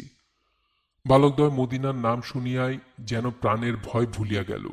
হারেস পালিত পুত্র হস্ত বাড়াইয়া বালকদ্বয়ের হস্ত ধরিয়া ক্রোড়ের দিকে টানিয়া আনিতেই হারেস ক্রোধে এক প্রকার জ্ঞান হারা হইয়া বিকম্পিত কণ্ঠে বলিল, ওরে নিমখারাম, আমার হাত থেকে বালকদ্বয়কে তুই কাড়িয়া লইবি? তোর এত বড় ক্ষমতা, এত বড় মাথা, তোকেই আগে শিক্ষা দেই। পালিত পুত্রের দক্ষিণ হস্ত মুসলিম পুত্রদ্বয়ের দিকে প্রসারিত। বালকদ্বয়ও ওই প্রসারিত হস্ত ধরিয়া একটু মাথা নোয়াইয়া অগ্রসর হইবার চেষ্টায়। এই সময় হারেসের তরবারি পালিত পুত্রের গ্রীবা লক্ষ্য করিয়া উত্তোলিত হইল। চোখের পলক পড়িতেও অবসর হইল না। হারেসের আঘাতে পালিত পুত্রের শির ফোরাত কুলের বালুকা মিশ্রিত ভূমিতে গড়াইয়া পড়িল। হারেসের রক্তরঞ্জিত তরবারি ঝনঝন শব্দে কাঁপিয়া উঠিল। গৃহিণী পালিত পুত্রের অবস্থা দেখিয়া আর ক্রন্দন করিলেন না। স্ত্রী স্বভাববশত অস্থির হইয়া চতুর্দিক অন্ধকারও দেখিলেন না। আপন গর্ভজাত পুত্রের প্রতি আদেশ করিলেন, বাছা, এই তো সময়, তোমার প্রতিজ্ঞা পূরণ করো, বালক দুইটিকে রক্ষা করো। মাতৃআজ্ঞা প্রাপ্তি মাত্র পিতৃহীন বালকদ্বয়কে রাক্ষস হারেসের হস্ত হইতে বলপূর্বক কাড়িয়া লইতে এক ক্লম্ভে বালকদ্বয়ের নিকটে পড়িলেন। হারেস পালিত পুত্রের শির দেহবিচ্ছন্ন করিয়া বালকদ্বয়ের প্রতি অসি উত্তোলন করিতেই দয়াবতী গৃহিণীর গর্ভজাত সন্তান প্রতি আদেশ। আদেশ মাত্র বীরপুত্র বালকদ্বয়কে বুকের মধ্যে করিয়া আঘাত ব্যর্থ করিল। হারেস ক্রোধে কাঁপিতে কাঁপিতে বলিল, ওরে, তুইও তোর মায়ের কথায় আমার বিরোধী হইয়াছিস, আমার লাভে বাধা দিতে পারিবি না। ওরে মূর্খ, তোর জন্য যমদূত দণ্ডায়মান, ছেড়ে দে ছোড়া দুটোকে। পুত্র বলিল, কখনোই ছাড়িব না। নরপিশাচ অর্থলোভীর অর্থলাভ জন্য জীবন্ত জীবকে নরব্যাঘ্রের হস্তে দিব না। দিবি না? আচ্ছা যা, তুইও যা। বিদ্রোহী পুত্রকে চাহি না। যা বেটা, জাহান্নামে যা। মুহূর্ত মধ্যে তরবারি কম্পিত হইয়া বিজলিবৎ চমকিয়া স্বীয় ঔরসজাত পুত্রের গ্রীবাদেশে বসিয়া পিতার আঘাতে পুত্রের শির ফোরাত খুলে দেহ বিচ্ছিন্ন করিয়া দিল। গৃহিণীর চক্ষের উপর এই সকল হৃদয় বিদারক ঘটনা ঘটিতেছে। পালিত পুত্র ও গর্ভজাত পুত্র, দুই পুত্রের খণ্ডিত দেহ মাটিতে পড়িয়া আছে। দুইটি মস্তক যেন তাহারই মুখের দিকে চক্ষু সহায়ে তাকাইয়া আছে। এখনো চক্ষুর পাতা বন্ধ হয় নাই। চারিটি চক্ষুই এক দৃষ্টে মায়ের মুখের দিকে চাহিয়াই আছে। এ দৃশ্য দেখিয়া গৃহিণী পুত্রদ্বয়ের কথা মনেই করিলেন না। স্বামীর ভয়ানক উগ্রমূর্তি দেখিয়া ভয়ও করিলেন না। বালকদ্বয় প্রতি তাহার লক্ষ্য। কি উপায়ে তাহাদিগকে রক্ষা করিবেন এই চিন্তাই প্রবল। হারেস রক্তরঞ্জিত তরবারি দ্বারা বালকদিগের মস্তকে আঘাত করিবেন। এমন সময় গৃহিণী, ও কি করো, কি করো বলিয়া তরবারি সমেত স্বামীকে জড়াইয়া ধরিয়া বলিলেন, তুমি স্বামী, আমি স্ত্রী, আমি এত বিনয় করিতেছি, মুসলিম পুত্রদ্বয়ের শিরে অস্ত্র আঘাত করিও না। একবার ওইদিকে চাহিয়া দেখো, তোমার কার্যফল দেখো। টাকার লোভে পুত্রসম পালিত পুত্রের প্রাণ বিনাশ করিলে, তোমার হৃদয়ের সার কলিজার অংশ নয়নের মণি যুবাপুত্রকে টাকার লোভে দুই খণ্ড করিলে। ভালোই করিলে। টাকার লোভে আজ তোমার নিকট পিতৃস্নেহ পরাস্ত হইল। ভালোই করিলে। তোমার এই কীর্তিগান চিরকাল জগতে লোকে গাহিবে। দুঃখ নাই, তোমার পুত্রের প্রাণ তুমি বিনাশ করিয়াছ, তাহাতে হতভাগিনীর দুঃখ নাই। তোমার ঔরসজাত নয়, আমার গর্ভেও জন্মে নাই, তবে আমার বুকের দুধ দিয়া উহাকে পালিয়া পুষিয়া এত বড় করিয়াছিলাম। তাহারই জন্য মনটা একটু দমিয়াছে। তাহা বলিয়া তোমাকে কিছু বলিব না। এ কথা তুমি নিশ্চয় জানিও, আমি বাঁচিয়া থাকিতে, আমার প্রাণ দেহে থাকিতে, আমার সম্মুখে মুসলিম পুত্রদ্বয়ের মাথা কাটিতে দিব না, কখনোই দিব না। আমাকে আগে কাটিয়া খণ্ড খণ্ড করো, তারপর মুসলিম পুত্রদ্বয়ের গায়ে হাত দিও, অস্ত্র বসাইও। মানুষের কুপ্রবৃত্তি উত্তেজিত হইলে কি আর রক্ষা আছে? হারেস বলবান কৌশলী। কৌশলে স্ত্রীর হাত ছাড়াইয়া রক্ত আঁখে ঘুরাইয়া বলিল, তোকেও তোর ছেলের নিকট পাঠাচ্ছি, যা তোর ছেলের কোলে শুয়ে থাক। বিষম রোষে স্ত্রীর প্রতি আঘাত। যা শুইয়া পড়, শুইয়া শুইয়া তামাশা দেখ। হারেস স্ত্রী মৃত্তিকায় পড়িতেই হারেস উচ্চস্বরে বলিল, এই মুসলিমের পুত্রদ্বয় যায়, আয়, কে রক্ষা করিবি, আয়। মোহাম্মদের শিরে তরবারি আঘাত করিতেই এব্রাহিম কাঁদিয়া বলিল, দেখো হারেস, আগে আমার মাথা কাটো। মাথা নোয়া দিয়া বলিলেন, আমি বড় ভাইয়ের মাথা কাটা এই চোখে দেখিতে পারিব না। হারেস, তোমার পায়ে ধরি, আগে আমার মাথা কাটো। হারেস মোহাম্মদকে ছাড়িয়া এব্রাহিমের মাথায় তরবারি বসাইতেই মোহাম্মদ কাঁদিয়া বলিল, হারেস, অমন কার্য করিও না, করিও না। আমার প্রাণতুল্য কনিষ্ঠ ভাই, আমারই মাথা আগে কাটো। বড় ভাই ছোট ভাইয়ের মাথা কাটা কোন প্রাণে দেখিবে? দোহাই তোমার ধর্মের, আগে আমার মাথা কাটো। হারেস মোহাম্মদের কথা মতো থতমত খাইয়া ক্ষণকাল স্থিরভাবে থাকিয়াই মহাসাংঘাতিক মূর্তি ধারণ করিয়া অসি ঘুরাইয়া বলিল, তোদের কাহারও কথা শুনিব না, আর শুনিব না, বিলম্ব করিব না। ভাতৃমায়া মিটাইয়া দিতেছি বলিয়া অগ্রে মোহাম্মদের মাথা কাটিল। পরে কনিষ্ঠ ভ্রাতা এব্রাহিমের মাথা মাটিতে গড়াইয়া দিল। সকলের মৃতদেহ ফোরাত জলে নিক্ষেপ করিয়া মুসলিম পুত্রদ্বয়ের মস্তক অতি সাবধানে লইয়া অর্শে চাপিল।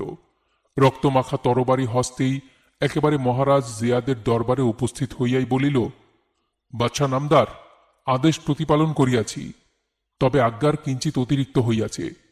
আপনি যাহা করিতেন তাহাই করিয়াছি। জীবন তা আনিতে পারিব না, অপরে কাড়িয়া লইবে সন্দেহে জীবনান্ত করিয়াছি। এই দুই ভাইয়ের দুটা মাথা আনিয়াছি, এই দেখুন। আমার পুরস্কার, আপনার আদেশিত পুরস্কার আমাকে দিউন, আমি চলিয়া যাই। স্বীকৃত ৫০০ মোহর আনিতে আজ্ঞা করুন। মহারাজ, ছেলে দুইটিকে খুঁজিয়া বাহির করিতে যাহা হইবার হইয়াছে তাহা বলিবার নহে। নরপতি আবদুল্লাহ জিয়াদ রাজ দরবারের সভাসদগণ, অমাত্যগণ, দরবারের যাবতীয় লোক হারেসের এই অমানসিক কার্য দেখিয়া ক্ষণকাল নিস্তব্ধভাবে রহিলেন। সকলেই মুসলিমের পুত্রদ্বয়ের জন্য অন্তরে বিশেষ আঘাতপ্রাপ্ত হইলেন। কাহারও মুখে কোনো কথা সরিল না। নরপতি আবদুল্লাহ জিয়াদ হারেসের প্রতি লক্ষ্য করিয়া দুঃখিতভাবে বলিলেন, ওহে, সুন্দর বালক দুইটিকে এইরূপভাবে শিরচ্ছেদ করিলে কেন? যাও, শীঘ্র দরবার হইতে বাহির হও। উহাদের ধূলি রক্ত জমাট যুক্ত মস্তক ধৌত করিয়া পরিষ্কার এক পাত্রে করিয়া আমার সম্মুখে আনয়ন করো। তখনই মস্তকদ্বয় ধৌত করিয়া মূল্যবান পাত্র পরি রাখিয়া নরপতি সম্মুখে উপস্থিত করিল। জিয়াদ বলিলেন, ওহে যুগল বালক হন্তা পাষাণ প্রাণ হারেস, তোমার মন কি উপকরণে গঠিত বলো শুনি? সত্যই কি মানব রক্তমাংস তোমার দেহে নাই? অন্য কোনো প্রকারে জীবনী শক্তি থাকিতে পারে? এই বালক দুইটির মুখের লাবণ্য, চোখের ভাব, গণ্ডস্থলে স্বাভাবিক ঈষৎ গোলাপী আফা দেখিয়াও কি তোমার মন কিছুই বলে নাই? হাতের তরবারি কি প্রকারে ঊর্ধ্বে উঠিল? ইহাদের বিষাদ মাখা মুখভাব দেখিয়াও কি তরবারি নিচে নামিল না? মহারাজ এজিদ নামদার যদি মুসলিম পুত্রদ্বয়কে দামেস্কে পাঠাইতে আদেশ করেন, তখন কি করিব? উপায় কি? অল্প বয়স্ক বালক দুইটি কি আমার বেশি ভারবোধ হইয়াছিল? ওহে বীর, বালক হন্তা মহাবীর, আমার ঘোষণায় কি বালকদের শিরচ্ছেদ করিয়া মাথা আনিবার কথা ছিল, না ডঙ্কা বাজাইয়া মাথা আনিবার ঘোষণা করা হইয়াছিল? হারেস বলিল, শিরচ্ছেদের কথা ছিল না, ধরিয়া আনিবার আদেশ ছিল। জীবিত অবস্থায় তাহাদিগকে দরবার পর্যন্ত আনা দুঃসাধ্য বলিয়াই মাথা আনিয়াছি। শত শত জন এই বালকদ্বয়ের সন্ধানে ছিল। আমাকে দরবারে আনিতে দেখিলেই কাড়িয়া লইত।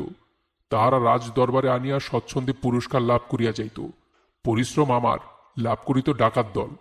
আমি বাদশাহ নামদারের মঙ্গলকামী হিতৈষী, চিরশত্রুর বংশে কাহাকেও রাখিতে নাই।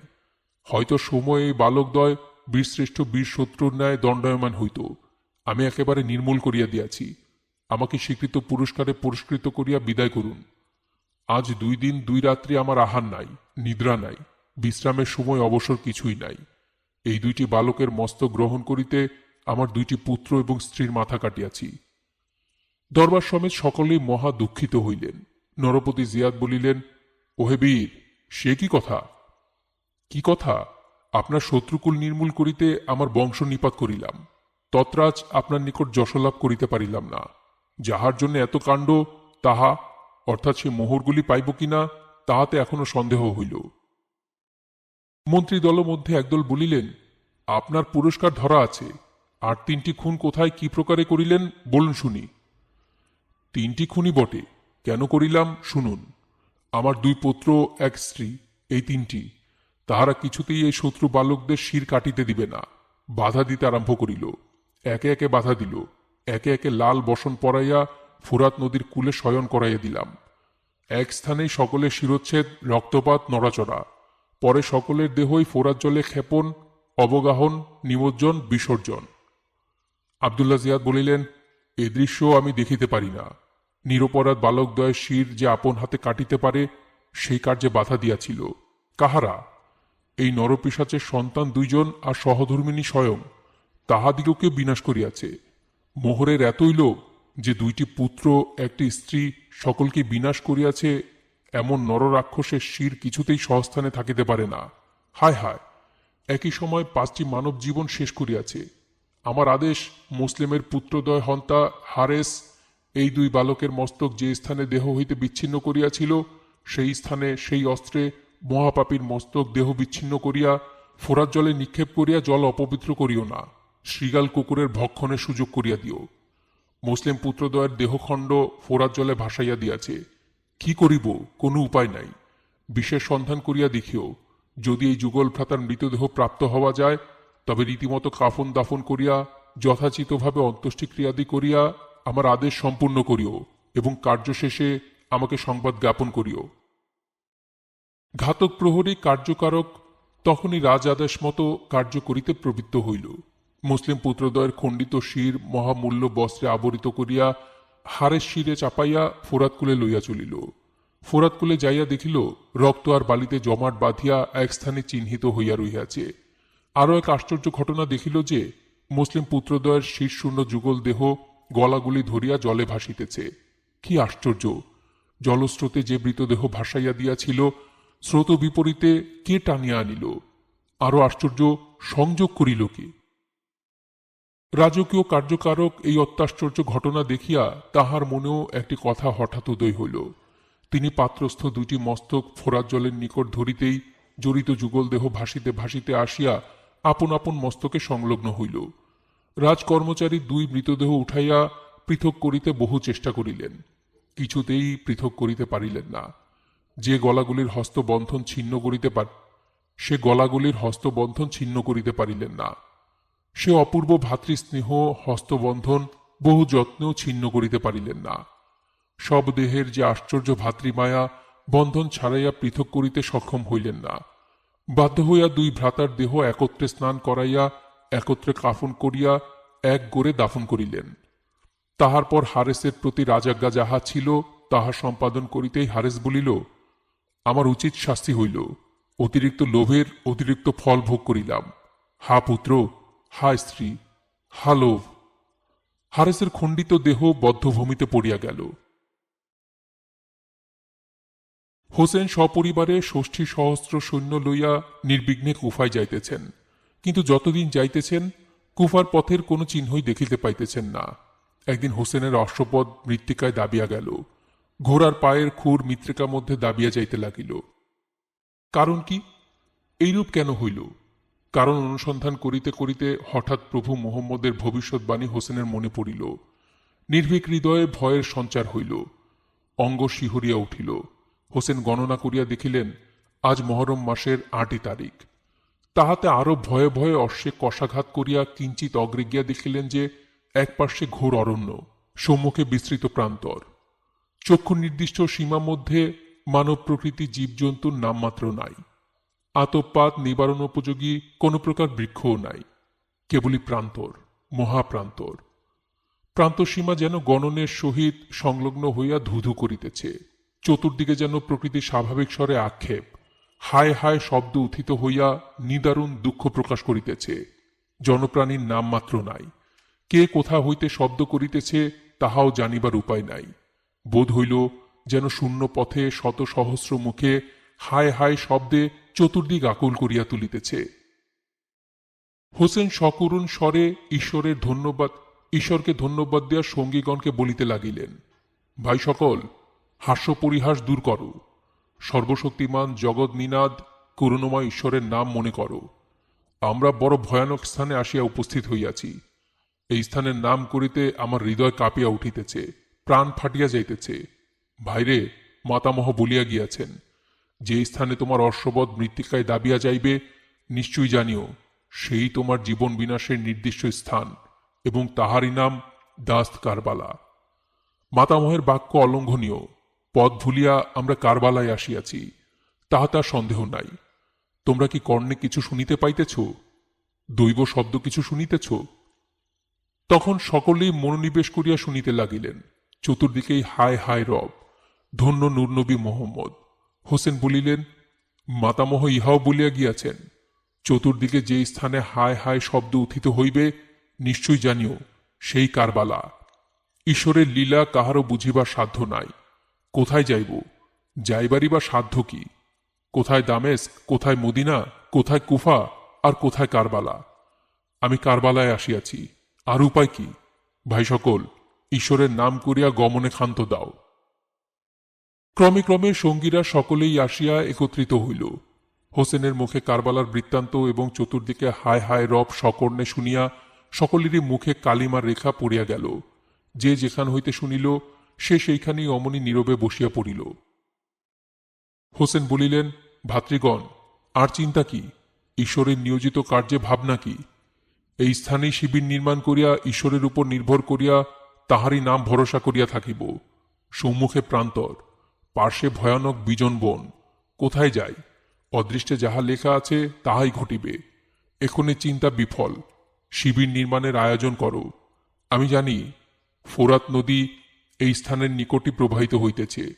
দূর কত এবং কোন দিকে তাহা নির্ণয় করিয়া কেহ কেহ জল আহরণে প্রবৃত্ত হও।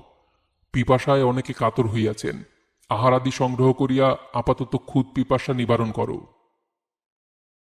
শিবির নির্মাণ করিবার কাষ্ঠস্তম্ভ সংগ্রহ করিতে এবং রন্ধন উপযোগী কাষ্ঠ আহরণ করিতে যাহারা বনমধ্যে প্রবেশ করিয়াছিল, শনিতাক্ত কুঠার হস্তে অত্যন্ত বিষাদিত চিত্তে কম্পাকুল লোচনে তাহারা হোসেনের নিকট ফিরিয়া আসিয়া বলিতে লাগিল, হজরত, এমন অদ্ভুত ব্যাপার আমরা আর কোন স্থানেই দেখি নাই, কোনোদিন কাহারও মুখে শুনিও নাই। কি আশ্চর্য! এমন আশ্চর্য ঘটনা জগতে কোনো স্থানে ঘটিয়াছে কিনা তাহাও সন্দেহ। আমরা বনে নানা প্রকার কাষ্ঠ সংগ্রহ করিতে গিয়াছিলাম। যে বৃক্ষের যে স্থানে কুঠারাঘাত করিলাম সেই বৃক্ষেই অজস্র শোণিত চিহ্ন দেখিয়া ভয় হইল। ভয়ে ভয়ে ফিরে আসিলাম। এই দেখুন, আমাদের সকলের কুঠারে সদ্য শোণিত চিহ্ন বিদ্যমান রহিয়াছে। হোসেন কুঠার সংযুক্ত শোণিত দর্শনে বলিতে লাগিলেন, নিশ্চয়ই এই কারবালা। তোমরা সকলে স্থানে সহিত স্বর্গসুখ ভোগ করিবে। তাহারই লক্ষণ এই শোণিত চিহ্ন দেখাইতেছে। ইহাতে আর আশ্চর্যান্বিত হইও না। এই বন হইতেই কাষ্ঠ সংগ্রহ করিয়া আনয়ন করো। দারুরস শোণিতে পরিণত দেখিয়া আর ভীত হইও না। ইমামের বাক্যে সকলেই আনন্দোৎসাহে শিবির সংস্থাপনে যত্নবান হইলেন। সকলেই আপন আপন সংস্থান উপযোগী এবং ইমামের পরিবারবর্গের অবস্থান জন্য অতি নির্জন স্থানে শিবির স্থাপন করিয়া যথাসম্ভব বিশ্রাম করিতে লাগিলেন। আরব দেশে দাসের অভাব নাই। যে সকল কৃতদাস হোসেনের সঙ্গে ছিল তাহারা কয়েকজন একত্রিত হইয়া ফোরাতের অন্বেষণে বহির্গত হইয়াছিল। ম্লানমুখে ফিরিয়া আসিয়া সকাতরে ইমামের নিকট বলিতে লাগিল, বাছা নামদার, আমরা ফোরাত নদীর অন্বেষণে বহির্গত হইয়াছিলাম। পূর্ব উত্তর প্রদক্ষিণ করিয়া শেষে পশ্চিম দিকে গিয়া দেখিতে পাইলাম যে ফোরাত নদী কুলকুল রবে দক্ষিণ বাহিনী হইয়া প্রবাহিত হইতেছে। জলের নির্মলতার প্রতি দৃষ্টিপাত করিয়া জলপানেচ্ছা আরো চতুর্গুণ রূপে বলবতী হইয়াছি। কিন্তু নদীর তীরে অসংখ্য সৈন্য সশস্ত্রে শ্রেণীবদ্ধ হইয়া অতি সতর্কতার সহিত নদীর জল রক্ষা করিতেছে। যতদূর দৃষ্টির ক্ষমতা হইল দেখিলাম এমন কোন স্থানই নাই যে নির্বিঘ্নে এক বিন্দু জল লইয়া পিপাসায় নিবৃত্ত করা যায়। আমরা সৈন্যদিগকে কিছু না বলিয়া যেমন নদী তীরে যাইতে অগ্রসর হইয়াছি, তাহারা অমনি কর্কশ বাক্যে বিশেষ অপমানের সহিত আমাদিগকে বিতাড়িত করিয়া দিয়া বলিল, মহারাজ এজিদের আজ্ঞায় ফোরাত নদীকুল রক্ষিত হইতেছে। এই রক্ষক বীরগণের একটি প্রাণ বাঁচিয়া থাকিতে এক বিন্দু জল কেহ লইতে পারিবে না। আমাদের মস্তকে শোণিত ভূতলে প্রবাহিত না হইলে ফোরাত প্রবাহে কাহাকেও হস্তক্ষেপ করিতে দিব না। জল লইয়া পিপাসা নিবৃত্তি করা তো অনেক দূরের কথা। এবার ফোরাতকুল চোখে দেখিয়া ইহজীবন সার্থক করিয়া গেলে যাও, ভবিষ্যতে এদিকে আসিলে আমার দৃষ্টির সীমা পর্যন্ত থাকিতে হইবে। নদীর তীরে এক পদ অগ্রসর হইতে দিব না। এই সুতীক্ষ্ণ স্বরেই তোমাদের পিপাসা শান্তি করিবে। প্রাণ বাঁচাইয়া ফিরিয়া যাও। নিশ্চয় জানিও ফোরাতের সুস্নিগ্ধ বাড়ি তোমাদের কাহারও ভাগ্যে নাই। কথা শুনিয়া হোসেন মহাব্যস্ত হইলেন। খাদ্যাদির অভাব না থাকিলেও জল বিহনে কিরূপে বাঁচিবেন এই চিন্তাই প্রবল হইল। মদিনার বহু সংখ্যক লোক সঙ্গে রহিয়াছে। অল্প বয়স্ক বালক বালিকাগণ যখন পিপাসায় কাতর হইবে, জিহবা কণ্ঠ শুষ্ক হইয়া অর্ধোচ্চারিত কথা বলিতেও ক্ষমতা থাকিবে না, তখন কি করিবেন? এই চিন্তায় হোসেন ফোরাত নদীর দিকে একদৃষ্টে চাহিয়া কি উপায় জয়লাভ করিবেন ভাবিতেছেন। দেখিতে পাইলেন যে চারিজন সৈন্যের পুরুষ তাহার শিবির লক্ষ্য করিয়া সম্ভবত কিছু তস্ত্রে চলিয়া আসিতেছে। মনে মনে ভাবিলেন, মুসলিম আমার কুফা গমনে বিলম্ব দেখিয়া হয়তো সৈনিকগণকে কোন স্থানে রাখিয়া অগ্রে আমার সন্ধান লইতে আসিয়াছে। আগন্তুক চতুষ্টয় যতই নিকটবর্তী হইতে লাগিল ততই তাহার কল্পনা যে ভ্রমসংকুল তাহা প্রমাণ করাইয়া দিল। শেষে দেখিলেন যে তাহারা অপরিচিত, এমনকি কোন স্থানে তাহাদিগকে দেখিয়াছিলেন কিনা তাহাও বোধ হইল না। সৈন্য চতুষ্টয় নিকটে আসিয়া অপেক্ষাকৃত হোসেনের পদচুম্বন করিল। তন্মধ্য হইতে অপেক্ষাকৃত সজ্জিত পুরুষ কিঞ্চিত অগ্রসর হইয়া নতশিরে বলিতে লাগিলেন, হজরত, দুঃখের কথা কি বলিব, আমরা ইজিদের সৈন্য, কিন্তু আপনার মাতামহ উপদিষ্ট ধর্মে দীক্ষিত। আমাদের কথায় অবিশ্বাস করিবেন না। শত্রুর বেতনভোগী বলিয়াও শত্রু মনে করিবেন না। আমরা কিছুরই প্রত্যাশী নহি। কেবল আপনার দুঃখে দুঃখিত হইয়া কয়েকটি মাত্র কথা বলিতে অতি সাবধানে আপনার শিবিরে আসিয়াছি। সময় যখন মন্দ হইয়া উঠে তখন চতুর্দিক হইতেই অমঙ্গল ঘটিয়া থাকে। এক্ষণে আপনার চতুর্দিকেই অমঙ্গল দেখিতেছি। মুসলিমের ন্যায় হিতৈষী বন্ধু জগতে আপনার কেহ হইবে না। আবদুল্লাহ জিয়াদ আপনার প্রাণ বিনাশ করিবার আশায় ষড়যন্ত্র করিয়াছিল। ভাগ্যগতিকে মুসলিম কুফায় যাইয়া আবদুল্লাহ জিয়াদের হস্তে বন্দী হইলেন। শেষে তাহারি চক্রে অতলে অলিব এবং মারওয়ানের সহিত যুদ্ধে মুসলিম বীর পুরুষের ন্যায় শত্রু বিনাশ করিয়া সেই শত্রু হস্তেই প্রাণত্যাগ করিয়াছিলেন। তাহার সঙ্গে যে সহস্র সৈন্য ছিল, তাহারও অতবে অলিদ ও জিয়াদের হস্তে প্রাণ বিসর্জন করিয়া স্বর্গবাসী হইয়াছে। এখনই সীমার ওমর আপনার প্রাণবধের জন্য নানা প্রকার চেষ্টায় আছে। মারওয়ান অতবে অলিদ এ পর্যন্ত আসিয়া উপস্থিত হয় নাই। এজিদের আজ্ঞাক্রমে আমরাই ফোরাত নদীকুল একেবারে বন্ধ করিয়াছি। মনুষ্য দূরে থাক, পশু পক্ষীকেও না ছাড়িয়া দিলে নদী তীরে যাইতে কাহারও সাধ্য নাই। সংক্ষেপে সকলই বলিলাম, যাহা ভালো বিবেচনা হয় করিবেন। এই বলিয়াই আগন্তুক হোসেনের পদচুম্বন করিয়া চলিয়া গেল। মুসলিমের দেহত্যাগের সংবাদে হোসেন মহা শোকাকুল হইয়া কাঁদিতে কাঁদিতে বলিতে লাগিলেন, হা ভ্রাতা মুসলিম, যা বলিয়া গিয়াছিলে তাহাই ঘটিল। হোসেনের প্রাণ বিনাশ করিতেই যদি আবদুল্লাহ জিয়াদ কোনো ষড়যন্ত্র করিয়া থাকে, তবে সে মন্ত্রে আমিই পড়িব, হোসেনের প্রাণ তো রক্ষা পাইবে। ভাই, নিজ প্রাণ দিয়া হোসেনকে জিয়াদের হস্ত হইতে রক্ষা করিলে। তুমি তো মহা অক্ষয় স্বর্গসুখে সুখী হইয়া জগৎ যন্ত্রণা হইতে পরিত্রাণ পাইলে। আমি দুরন্ত কারবালা প্রান্তরে অসহায় হইয়া বিন্দুমাত্র জীবন প্রত্যাশায় বোধহয় সপরিবারে জীবন হারাইলাম। রে দুরন্ত পাপিষ্ট জিয়াদ, তোর চক্রে মুসলিমকে হারাইলাম। তোর চক্রেই আজ সপরিবারে জলবিহনে মারা পড়িলাম। মুসলিমের জন্য হোসেন অনেক দুঃখ করিতে লাগিলেন। ওদিকে জলাভাবে তাহার সঙ্গীগণের মধ্যে মহা কোলাহল উপস্থিত হইল। ক্রমে সকলেই পিপাসাক্রান্ত হইয়া হোসেনের নিকট আসিয়া বলিতে লাগিলেন, জলাভাবে এত লোক মরে, পিপাসায় সকলেই শুষ্ক কণ্ঠ, এখন আর তো সহ্য হয় না। শকাতর হোসেন বলিলেন, কি করি, বিন্দুমাত্র জল পাইবার প্রত্যাশা নাই। ঈশ্বরের নামামৃত পান ভিন্ন পিপাসা শানিবৃত্তির আর কোনো উপায় কি আছে? বিনা জলে যদি প্রাণ যায়, সকলেই সেই করুণাময় বিশ্বনাথের নাম করিয়া পিপাসা নিবৃত্ত করো। সকলেই আপন আপন স্থানে যাইয়া ঈশ্বর উপাসনায় মনোনিবেশ করো। সকলেই পরমেশ্বরে মনোনিবেশ করিলেন। ক্রমে 9 তারিখ কাটিয়া গেল। 10ম দিবসে প্রাতে হোসেনের শিবিরে মহাকোলাহল। প্রাণ যায়, আর সহ্য হয় না, এই প্রকার গগনভেদী শব্দ উঠিতে লাগিল। পরিবারস্থ সকলের আর্তনাদে এবং কাতর স্বরে হোসেন আর তিষ্ঠিতে পারিলেন না। উপাসনায় ক্ষান্ত দিয়া হাসনে বানু ও জয়নাবের বস্ত্রাবাসে যাইয়া তাহাদিগকে সান্ত্বনা করিতে লাগিলেন। কন্যা, পুত্র এবং অল্পবয়স্ক বালক বালিকারা আসিয়া এক বিন্দু জলের জন্য তাহাকে ঘিরিয়া দাঁড়াইল। সাহারে বানু দুগ্ধপোষ্য শিশু সন্তানটি ক্রোড়ে করিয়া কাঁদিতে কাঁদিতে বলিতে লাগিলেন, আজ 7 রাত 9 দিনের মধ্যে এক বিন্দু জল স্পর্শ করিলাম না। পিপাসায় আমার জীবন শেষ হোক, তাহাতে কিছুমাত্র দুঃখ করি না, কিন্তু স্তনের দুগ্ধ পর্যন্ত শুষ্ক হইয়া গিয়াছে। এই দুগ্ধপোষ্য বালকের প্রাণনাশের উপক্রম হইল। এই সময়ে এক বিন্দু জল কোনো উপায়ে ইহার কণ্ঠে প্রবেশ করাইতে পারিলেও বোধহয় বাঁচিতে পারিত। হোসেন বলিলেন, জল কোথায় পাইব? এজিদের সৈন্যগণ ফোরাত নদীকুল আবদ্ধ করিয়াছে, জল আনিতে কাহারও সাধ্য নাই। সাহারে বানু বলিলেন, এই শিশু সন্তানটির জীবন রক্ষার্থে যদি আপনি গিয়াও উহাকে কিঞ্চিত জল পান করাইতে পারেন, তাহাতেও বা হানি কি? একটি প্রাণ তো রক্ষা হইবে, আমাদের জন্য আপনাকে যাইতে বলিতেছি না। হোসেন বলিলেন, জীবনে কোনোদিন শত্রুর নিকট কি বিধর্মীর নিকট কোনো বিষয় প্রার্থী হই নাই, কাফেরের নিকট কোনো কালে কিছু প্রার্থনা করি নাই।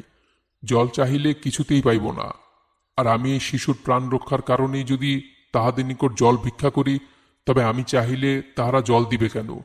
আমার মনোকষ্ট মনোবেদনা দিতেই তো তাহারা কারবালায় আসিয়াছে। আমার জীবন বিনাশ করিবার জন্যই তো তাহারা ফোরাতকুল আবদ্ধ করিয়াছে। সাহারে বানু বলিলেন, তাহা যাহাই বলুন, বাঁচিয়া থাকিতে কি বলিয়া এই দুগ্ধপোষ্য সন্তান দুগ্ধ পিপাসায় শেষে জলপিপাসায় প্রাণ হারাইবে, ইহাই কিরূপে সচক্ষে দেখিব?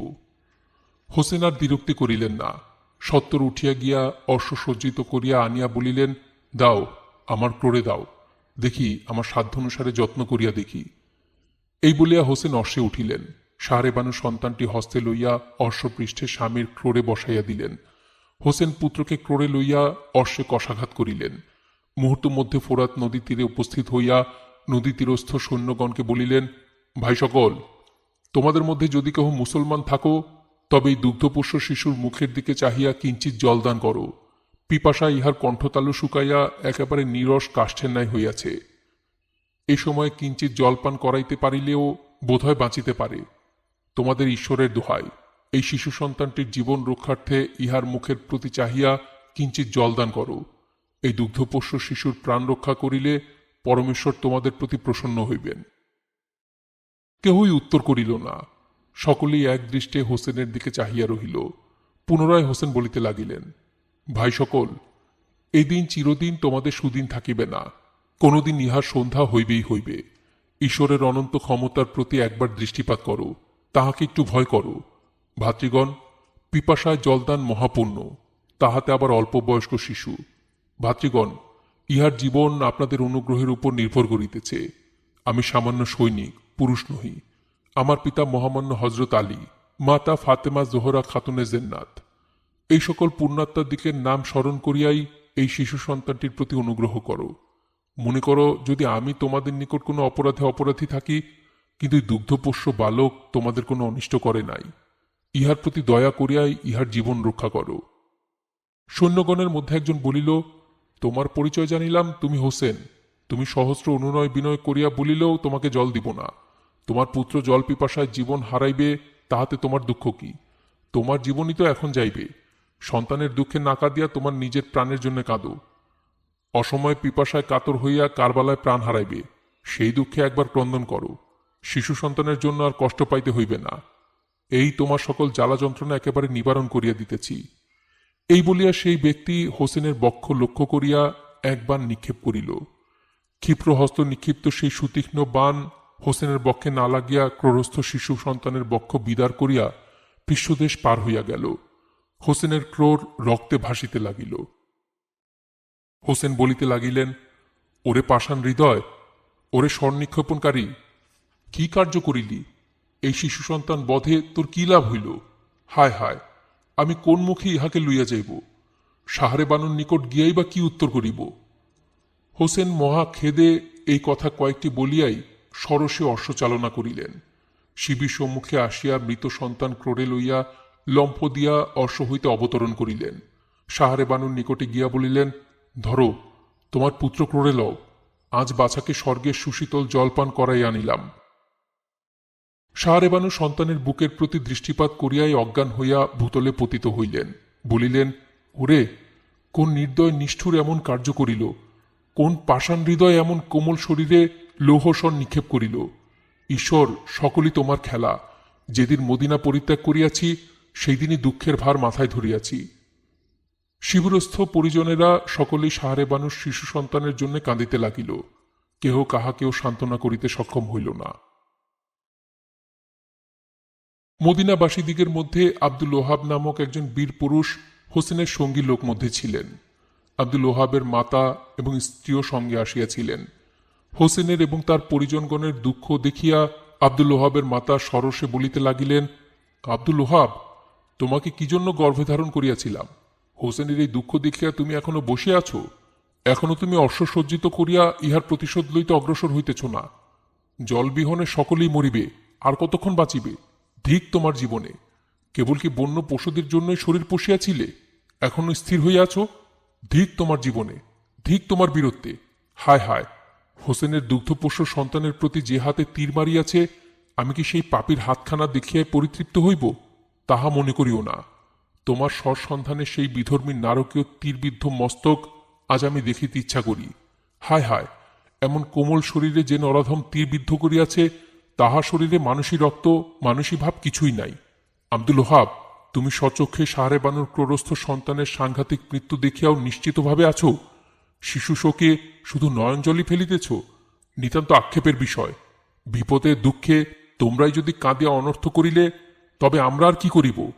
অবলা নিঃসহায় স্ত্রী জাতির জন্যই বিধবা কান্নার সৃষ্টি করিয়াছেন, বীর পুরুষের জন্য নহে। মাতার উৎসাহসূচক ভর্ৎসনায় আব্দুল ওহাব তখনই সজ্জিত হইয়া আসিলেন।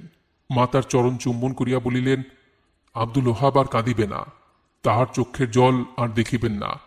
ফোরাত নদীর কূল হইতে শত্রুদিগকে তাড়াইয়া মোহাম্মদের আত্মীয় স্বজন পরিবার দিগের জলপিপাসা নিবারণ করাইব।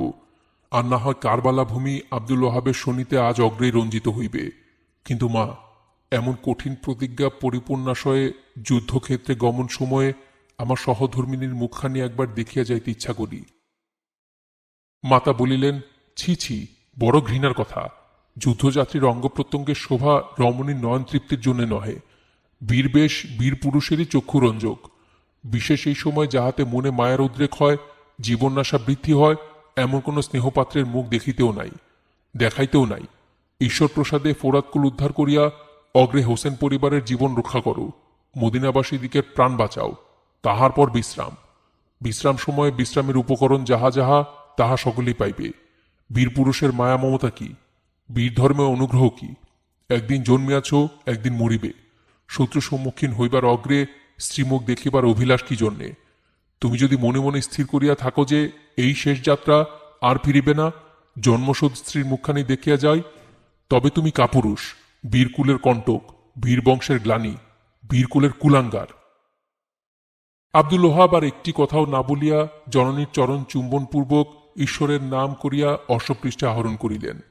অতি অল্প সময়ের মধ্যে ফোরাতকুলে যাইয়া বিপক্ষগণকে বলিতে লাগিলেন, ওরে পাষাণ হৃদয় বিধর্মীগণ, যদি প্রাণের মমতা থাকে, যদি আর কিছুদিন জগতে বাস করিবার ইচ্ছা থাকে, তবে শীঘ্র নদীকুল ছাড়িয়া পলায়ন কর। দেখ, আব্দুল ওহাব নদীকুল উদ্ধার করিয়া দুগ্ধপোষ্য শিশু হন্তার মস্তক নিপাত জন্য আসিয়াছে। তোদের বুদ্ধিজ্ঞান একেবারে দূর হইয়াছে। তোরা কি এই অকিঞ্চিতকর জীবনকে চিরজীবন মনে করিয়া রহিয়াছিস? এ জীবনের কি আর অন্ত নাই? ইহার কি শেষ হইবে না? শেষ দিনের কথা কি একেবারেই ভুলিয়া গিয়াছিস, যেদিন স্বর্গাসনের বিচারপতি স্বয়ং বিচারাসনে বসিয়া জীবনমাত্রের পাপ পুণ্যের বিচার করিবেন? বলতো কাফের, সেদিন আর তোদের কে রক্ষা করিবে? সেই সহস্র সহস্র সূর্যকিরণের অগ্নিময় উত্তাপ হইতে কে বাঁচাইবে? সেই বিষম দুর্দিনে অনুগ্রহ বাড়ির সিঞ্জনে কে আর তোদের পিপাসা নিবারণ করিয়া শান্তিদান করিবে? বলতো কাফের, কাহার নাম করিয়া সেই দুঃসহ নরকাগ্নি হইতে রক্ষা পাইবি? অর্থের দাস হইলে কি আর ধর্মাধর্মের জ্ঞান থাকে না? যদি যুদ্ধের স্বাদ থাকে, সে স্বাদ আজ অবশ্যই মিটাইব। এখনো বলিতেছি, ফোরাতকুল ছাড়িয়া দিয়া সেই বিপদ কাণ্ডারী প্রভু হজরত মোহাম্মদের পরিজনদের প্রাণ রক্ষা কর। অবলা অসহায়দিগকে শুষ্ক কণ্ঠ করিয়া মারিতে পারিলে কি বীরত্ব প্রকাশ হয়? এই কি বীরধর্মের নীতি? দুগ্ধপোষ্য শিশু সন্তানকে দূর হইতে চোরের ন্যায় বধ করাই কি তোদের বীরত্ব? যদি যুদ্ধার্থে যুদ্ধের স্বাদ থাকে, যদি যথার্থই বীরত্ব দেখায় মরিতে ইচ্ছা থাকে, আব্দুল ওহাবের সম্মুখে আয়। যদি মরিতে ভয় হয়, তবে ফোরাতকুল ছাড়িয়া পলায়ন কর। ন্যূনতা স্বীকার কিংবা যাঞ্চনা করিলে আব্দুল ওহাব পরম শত্রুকেও তাহার প্রাণ ভিক্ষা দিয়া থাকে। মদিনাবাসীরা তোদের ন্যায় যুদ্ধে শিক্ষিত নহে, এই অহংকারেই তোরা মাতিয়া আছিস, কিন্তু ঈশ্বর প্রসাদে তাহারা যথার্থই বীর ও যুদ্ধবিদ্যায় পারদর্শী। আব্দুল ওহাব অশ্বে কষাঘাত করিয়া শত্রুদল সম্মুখে চক্রাকারে ঘুরিয়া বেড়াইতে লাগিলেন। কেহই তাহার সম্মুখে আসিতে সাহস করিল না, নদীকুলো ছাড়িয়া দিল না। আব্দুল ওহাব পুনরায় সক্রোধে বলিতে লাগিলেন, যোদ্ধাই হোক, বীরেন্দ্র হোক, উদ্যোগী পুরুষই হোক, সেই ধন্য যে সময়কে অতি মূল্যবান জ্ঞান করে। তোদের সকল বিষয়ে জ্ঞান আছে দেখিতেছি। যদি সাহস থাকে, যদি আব্দুল ওহাবের সঙ্গে যুদ্ধ করিতে কাহারও ইচ্ছা হয়, তবে শীঘ্র আয়। আব্দুল ওহাব আজ বিধর্মীর রক্তপাতে ফোরাত জল রক্তে রঞ্জিত করিয়া দ্বিগুণ রঞ্জন বৃদ্ধি করিবে। এই আশাতেই তোদের সম্মুখে আসিয়াছে। শত্রু সম্মুখীন হইতে এত বিলম্ব? শত্রু যুদ্ধপ্রার্থী, তোরা বিশ্রাম প্রার্থী। ধিক তোদের বীরত্বে, ধিক তোদের সাহসে। আজ 7 রাত 9 দিন আব্দুল ওহাব জল স্পর্শ করে নাই। ফোরাত নদী তীরে মহানন্দে ক্ষুদ পিপাসা নিবারণ করিয়া রহিয়াছিস, ইহাতেও এত বিলম্ব, এত ভয়? শীঘ্র আয়, একে একে তোদের সকলকে নরকে প্রেরণ করিতেছি। বিপক্ষগণ হইতে দীর্ঘকায় এক বীরপুরুষ বহির্গত হইয়া অতি উচ্চ লোহিত বর্ণ অশ্বপৃষ্ঠে আহরণপূর্বক বিশেষ দক্ষতার সহিত অসি চালনা করিতে করিতে আব্দুল ওহাবের সম্মুখীন হইয়া বলিতে লাগিলেন, মূর্খরাই দর্প করে, কাপুরুষেরাই অহংকার প্রদর্শন করিয়া থাকে। শ্রীগাল, বাকচাতুরি ছাড়িয়া পুনরায় শিবিরে প্রস্থান কর। তোকে মারিয়া কি হইবে? আব্দুল ওহাব, তুই কাহার সন্তান? তোর জননী কাহার কন্যা? সেই সকল পরিচয় লইয়া আসিতেই আমার একটু বিলম্ব হইয়াছে। তুই কেন এই নবযৌবনে পরের জন্য আপন প্রাণ হারাইবি? তোকে বধ করিলে এজিদের নিকট যশ লাভ হইবে না। তোদের হোসেনকে যুদ্ধক্ষেত্রে আসিতে বল। তুই যদি কিছুদিন সংসারে বাস করিতে বাসনা করিস, ফিরিয়া যা, তোকে চাহি না। আব্দুল ওহাব ক্রোধে অধীর হইয়া বলিলেন, বিধর্মী কাফের, এত বড় আস্পর্ধা তোর! অগ্রে তুই হোসেনকে যুদ্ধক্ষেত্রে আহ্বান করিস। আব্দুল ওহাবের পদাঘাতে কি কিছুমাত্র বল নাই? রে ক্ষুদ্র কীট, চিরশরণাগত দাস বাঁচিয়া থাকিতে প্রভুকে আহ্বান কেন? অগ্রে আব্দুল ওহাবের পদাঘাত সহ্য কর, তাহার পর অন্য কথা। সদর্পে এই কথা বলিয়া আব্দুল ওহাব অশ্ব ঘুরাইয়া বিধর্মীর নিকটে যাইয়া এমনই জোরে তরবারি আঘাত করিলেন যে এক আঘাতে অশ্ব সহিত তাহাকে দ্বিখণ্ডিত করিয়া ফেলিলেন। যুদ্ধক্ষেত্রে অশ্বচক্র দিয়া সূত্র বিনাশী আব্দুল ওহাব প্রত্যেক চক্র পরিবর্তনে বিপক্ষগণকে আহ্বান করিতে লাগিলেন। একে একে ৭০ জন বিধর্মীকে নরকে প্রেরণ করিয়া পুনরায় পরিক্রমের জন্য শত্রুগণকে আহ্বান করিতে লাগিলেন। কিন্তু কেহই তাহার সম্মুখে আর অগ্রসর হইল না। দূর হইতে স্বর নিক্ষেপ করিয়া পরাস্ত করিবার চেষ্টা করিতে লাগিল। আব্দুল ওহাব ভীত হইলেন না। দুই হস্তে অসি চালনা করিয়া নিক্ষিপ্ত স্বর খণ্ডে খণ্ডে বিচ্ছিন্ন করিতে লাগিলেন। মধ্যে মধ্যে শত্রু নিক্ষিপ্ত স্বর আব্দুল ওহাবের গাত্রে বিদ্ধ হইয়া রক্তধারা প্রবাহিত হইতে লাগিল। সেদিকে আব্দুল ওহাবের দৃষ্টি নাই, কেবল শত্রু বিনাশী কৃত সংকল্প। বহু পরিশ্রম করিয়া আব্দুল ওহাব পিপাসায় আরো কাতর হইলেন। কি করেন? কোনো উপায় না পাইয়া বেগে যুদ্ধক্ষেত্র হইতে হোসেনের নিকট আসিয়া উপস্থিত হইয়া বলিলেন, হজরত, বড় পিপাসা। এই সময় ওহাবকে যদি এক বিন্দু জল দান করিতে পারেন, তাহা হইলে শত্রুকুল। জল? জল আমি কোথা হইতে পাব ভাই? অধিকতর কাতর দেখিয়া বলিতে লাগিলেন, ভাই, যদি সেই ক্ষমতাই থাকিত, তবে তোমার আর এমন দুর্দশা হইবে কেন? দাঁড়াইয়া দাঁড়াইয়া এই সকল কথা শ্রবণ করিয়া মহা উত্তেজিত কণ্ঠে আব্দুল ওহাবের জননী বলিতে লাগিলেন, আব্দুল ওহাব, যুদ্ধক্ষেত্র হইতে কি ফিরিতে আছে? তুমি যদি ইচ্ছা না করিয়া ফিরিয়া থাকো, কাহারও আদেশও যদি ফিরিয়া থাকো, তাহা হইলেও কি শত্রু হাসিবে না? কি ঘৃণা, কি লজ্জা! কেন তুমি আমার গর্ভে জন্মগ্রহণ করিয়াছিলে? শত্রুকে পিঠ দেখাইয়া সামান্য জল পিপাসায় প্রাণ রক্ষা করিতে যুদ্ধ ছাড়িয়া ফিরিয়া আসিলে? তোমারও কলঙ্কিত মুখ আমি আর দেখিব না। আমি তোমাকে জীবিত ফিরিয়া আসিবার জন্য যুদ্ধে পাঠাই নাই। হয় ফোরাতকুল উদ্ধার করিয়া হোসেনের পুত্র পরিজনকে রক্ষা করিতে দেখিব, না হয় রণক্ষেত্র প্রত্যাগত তোমার মস্তক শূন্য দেহ দেখিয়া এই বৃদ্ধ বয়সে জীবন শীতল করিব। এই আমার আশা। তুমি বীরকুল কলঙ্ক, আমার আশা ফলবতী হইতে দিলে না। সভয়ে কম্পিত হইয়া আব্দুল ওহাব কহিলেন, জননী, আবার আমি যাইতেছি, আর ফিরিব না। হয় নদীকুল উদ্ধার, নয় আব্দুল ওহাবের মস্তক দান। কিন্তু জননী, পিপাসায় প্রাণ ওষ্ঠাগত। পিপাসা নিবারণ করিবার আর উপায় নাই। একটিমাত্র নিবেদন, চরণ দর্শনে পিপাসা শান্তি। একবার আমার স্ত্রীর মুখখানি। হ্যাঁ, বুঝিয়াছি, সেই মুখখানি দেখিতে পারো, কিন্তু অশ্ব হইতে নামিতে পারিবে না। মাতার আজ্ঞা অনুযায়ী সেই অবস্থাতেই আব্দুল ওহাব আপন স্ত্রীর নিকট যাইয়া বলিলেন, জীবিতেশ্বরী, আমি যুদ্ধযাত্রী। যুদ্ধ করিতে করিতে তোমার কথা মনে পড়িল। পিপাসাতেও প্রাণ আকুল। ভাবিলাম তোমাকে দেখিলে বোধহয় কিছু শ্রান্তি দূর হইবে, পিপাসাও নিবারণ হইবে। এই মনে করিয়াই আসিয়াছি, কিন্তু অশ্ব হইতে নামিবার আদেশ নাই। মাতার আজ্ঞা, অশ্বপৃষ্ঠে বসিয়াই সাক্ষাৎ। পতিপরায়ণা পতিব্রতা সতীপতির নিকট যাইয়া অশ্ববল্গা ধারণপূর্বক মিনতি বচনে কহিতে লাগিলেন, জীবিতেশ্বর, সমরাঙ্গনে অঙ্গনার কথা মনে করিতে নাই। যুদ্ধক্ষেত্রে অন্তঃপুরের কথা যাহার মনে পড়ে, সে আবার কেমন বীর? শত্রুকে পৃষ্ঠ দেখাইয়া যে যোদ্ধা স্ত্রীর মুখ দেখিতে আইসে, সেই বা কেমন বীর? প্রাণেশ্বর, আমি নারী, আমি তো ইহার মর্ম কিছুই বুঝিতে পারিলাম না। প্রভু মুহাম্মদের বংশধরের বিপদ সময়ে সাহায্য করিতে স্ত্রী পরিবার সন্তান সন্ততির কথা যে যোদ্ধা পুরুষ মনে করে, তাহাকে আমি বীর পুরুষ বলি না। যদি আপনারা যুদ্ধক্ষেত্রকে ভয় করেন, তবে আমরাই এলোচুলে রণরঙ্গিনী বেশে সমরাঙ্গনে অসিহস্তে নৃত্য করিব। রণরঞ্জিত বস্ত্রে আমরাও রণসাজে সাজিতে কুণ্ঠিত হইব না। দেখি কোন বিপক্ষ যোদ্ধা আমাদের সম্মুখে অগ্রসর হইতে পারে। দেখার দিন, কথার দিন, বিশ্রামের দিন ঈশ্বর প্রসাদে যদি পাই, তবে মনের আনন্দে আপনার সেবা করিব। হোসেনের বিপদ চিরকাল থাকিবে না, কিন্তু এমন দিন পাইয়া আপনি আর খোয়াইবেন না। এমন দিন আপনি আর পাইবেন না। এমন সময় কি বিলম্ব করা উচিত? ছি ছি, বীরপুরুষ, তোমারে ছি ছি। শত্রু যুদ্ধার্থী হইয়া অপেক্ষা করিতেছে। তুমি কিনা কাপুরুষের মতো অবরোধপুরে আসিয়া অবরোধবাসিনীর কুলবালার মুখ দেখিতে অভিলাষী হইয়াছ। ছি তোমাকে।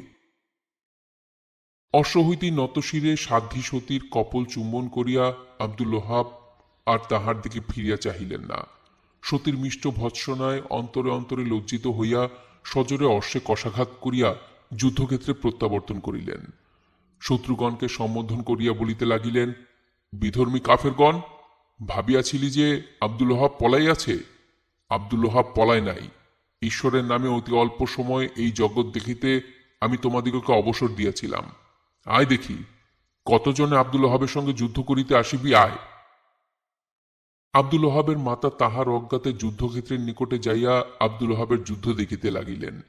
পূর্বেই সেনাপতি ওমর সকলকে বলিয়া রাখিয়াছিলেন যে আব্দুল ওহাব কোনো কারণবশত ফিরিয়া গিয়াছে, এখনই আবার আসিবে। আবার সকলে একত্র হইয়া আব্দুল ওহাবকে আক্রমণ করিতে হইবে। যাহার যে অস্ত্র আয়ত্তে আছে সেই অস্ত্র আব্দুল ওহাবের প্রতি নিক্ষেপ করিবে। রণক্ষেত্রে একেবারে একযোগে বহু সংখ্যক সৈন্য মণ্ডলাকারে চতুর্দিকে ঘিরিয়া একেশ্বর আব্দুল ওহাবের প্রতি অস্ত্র বর্ষণ করিতে লাগিল। বীরবল আব্দুল ওহাব শত্রু বেষ্টিত হইয়া দুই হস্তে অসি চালনা করিতে লাগিলেন। এজিদের সৈন্যের অন্ত নাই, কত মারিবেন। শেষে শত্রুপক্ষের অস্ত্রাঘাতে আব্দুল ওহাবের মস্তক দেহ হইতে বিচ্ছিন্ন হইয়া বহুদূরে বিনিক্ষিপ্ত হইল। সেই ছিন্ন মস্তক আব্দুল ওহাবের মাতার সম্মুখে গিয়া পড়িল। বীর জননী পুত্র শিরক্রোড়ে লইয়া ত্রস্তে শিবিরে আসিয়া নির্জন কক্ষে হোসেনের সম্মুখে রাখিয়া দিলেন। এই অবসরে আব্দুল ওহাবের শিক্ষিত অশ্ব শিরশূন্য দেহ লইয়া অতি বেগে শিবির নিকট আসিয়া উপস্থিত হইল। শিরশূন্য দেহ অশ্বপৃষ্ঠ হইতে সকলের সম্মুখে মৃত্তিকায় পড়িয়া গেল। আব্দুল ওহাবের মাতা শোণিতাক্ত হস্ত উত্তোলন করিয়া ঈশ্বর সমীপে প্রার্থনা করিলেন এবং আব্দুল ওহাবের উদ্দেশ্যে আশীর্বাদ করিলেন। আব্দুল ওহাব, তুমি ঈশ্বর কৃপায় স্বর্গীয় সুখ ভোগে সুখী হও। হোসেনের বিপদ সময়ে প্রাণ দিয়া সাহায্য করিলে। প্রভু মোহাম্মদের বংশধরগণের পিপাসা শান্তি হেতু কাফের হস্তে জীবন বিসর্জন করিলে। তোমায় শত শত আশীর্বাদ। তুমি যে জননীর গর্ভে জন্মিয়াছিলে তাহারও সার্থক জীবন। তোমার মস্তক দেহ হইতে কে বিচ্ছিন্ন করিল? আব্দুল ওহাবের মাতা আব্দুল ওহাবের মস্তক লইয়া পতিত দেহে সংলগ্ন করিয়া বলিতে লাগিলেন, আব্দুল ওহাব বৎস, প্রাণাধিক অশ্বসজ্জিত আছে, তোমার হাতেই অস্ত্র হাতে রহিয়াছে। বিধর্মী রক্তে অস্ত্র রঞ্জিত করিয়াছ, তবে আর ধুলায় পড়িয়া কেন? আচ্ছা, দুঃখিনীর জীবন সর্বস্ব, উঠিয়া অশ্বে আহরণ করো। প্রাণাধিক, এইবার যুদ্ধক্ষেত্র হইতে ফিরিয়া আসিলে আর আমি তোমাকে যুদ্ধে পাঠাইব না। এই দেখো, তোমার অর্ধাঙ্গ রূপিণী বনিতা তোমার যুদ্ধ বিজয় সংবাদ শুনিবার জন্য সতৃষ্ণ নয়নে অপেক্ষা করিতেছে। আব্দুল ওহাবের বিয়োগে হোসেন কাঁদিলেন। হোসেনের পরিবার পরিজনবর্গ ডাক ফুকরাইয়া কাঁদিলেন। আব্দুল ওহাবের মাতা অশ্রু নয়নে রোষ ভরে বলিতে লাগিলেন, আব্দুল ওহাব, এত ডাকিলাম উঠিলে না, তোমার মায়ের কথা শুনিলে না। শোকাবেগে এই কথা বলিয়া বৃদ্ধা পুনরায় পুত্র মস্তক বক্ষে ধারণ করিয়া কাঁদিতে কাঁদিতে বলিলেন, আমার পুত্র হন্তা কে? আব্দুল ওহাব কাহার হস্তে জীবন বিসর্জন করিল? কে আমার আব্দুল ওহাবের মস্তক আমার ক্রোড়ে আনিয়া নিক্ষেপ করিল? দেখিব দেখিব বলিয়া আব্দুল ওহাব জননী তখনই তড়িৎ পদে আব্দুল ওহাবের অশ্বপৃষ্ঠে আহরণ করিলেন। হোসেন অনেক অনুনয় বিনয় করিয়া নিষেধ করিলেন, কিছুতেই শুনিলেন না।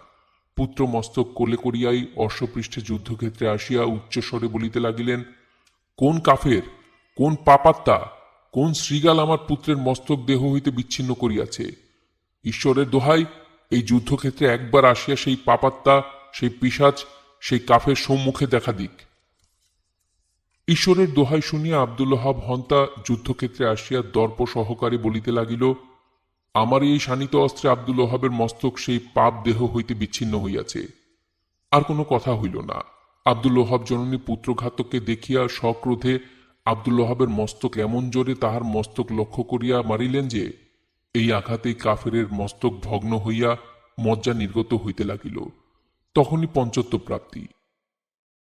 এই ঘটনা দেখিয়া ওমর মহার রোষে আব্দুল ওহাবের জননীর চতুর্দিকে সৈন্য বেষ্টন করিলেন।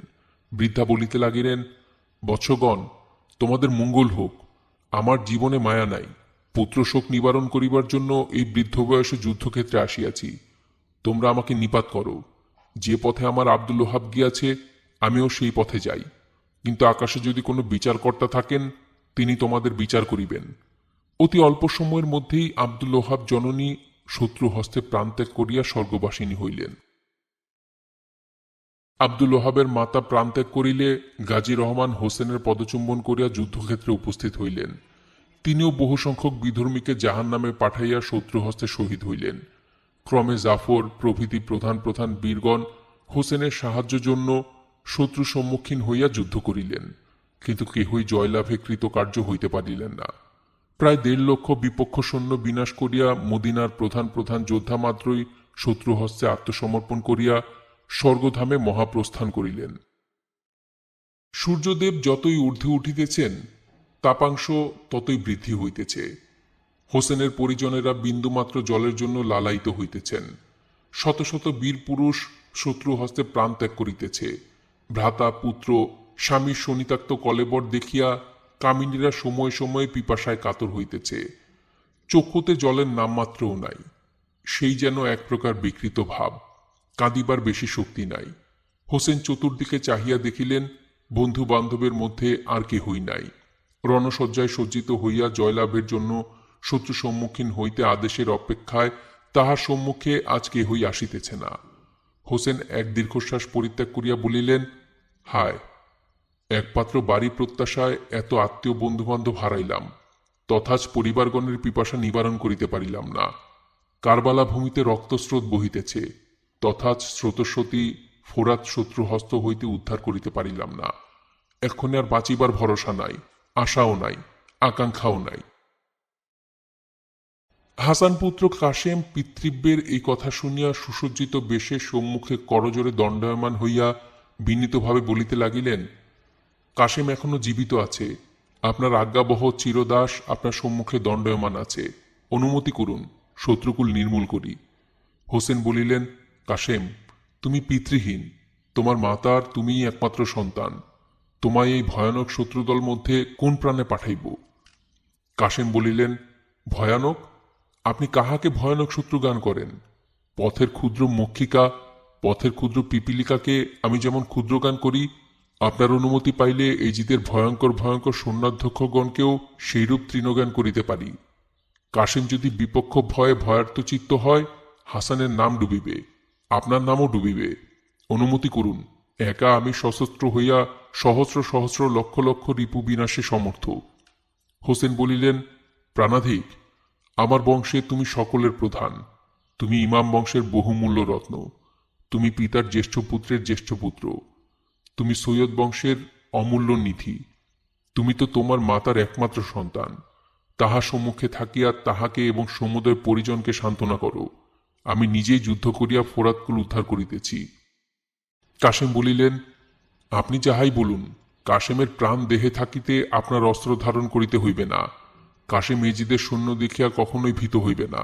যদি ফোরাতকুল উদ্ধার করিতে না পারি, তবে ফোরাত নদী আজ লোহিত বর্ণে রঞ্জিত হইয়া এজিদের সৈন্যশনিতে যোগ দিয়া মহাসমুদ্রে প্রবাহিত হইবে। হোসেন বলিলেন, বৎস, আমার মুখে এ কথার উত্তর নাই, তোমার মাতার আদেশ লইয়া যাহা ইচ্ছা তাহাই করো।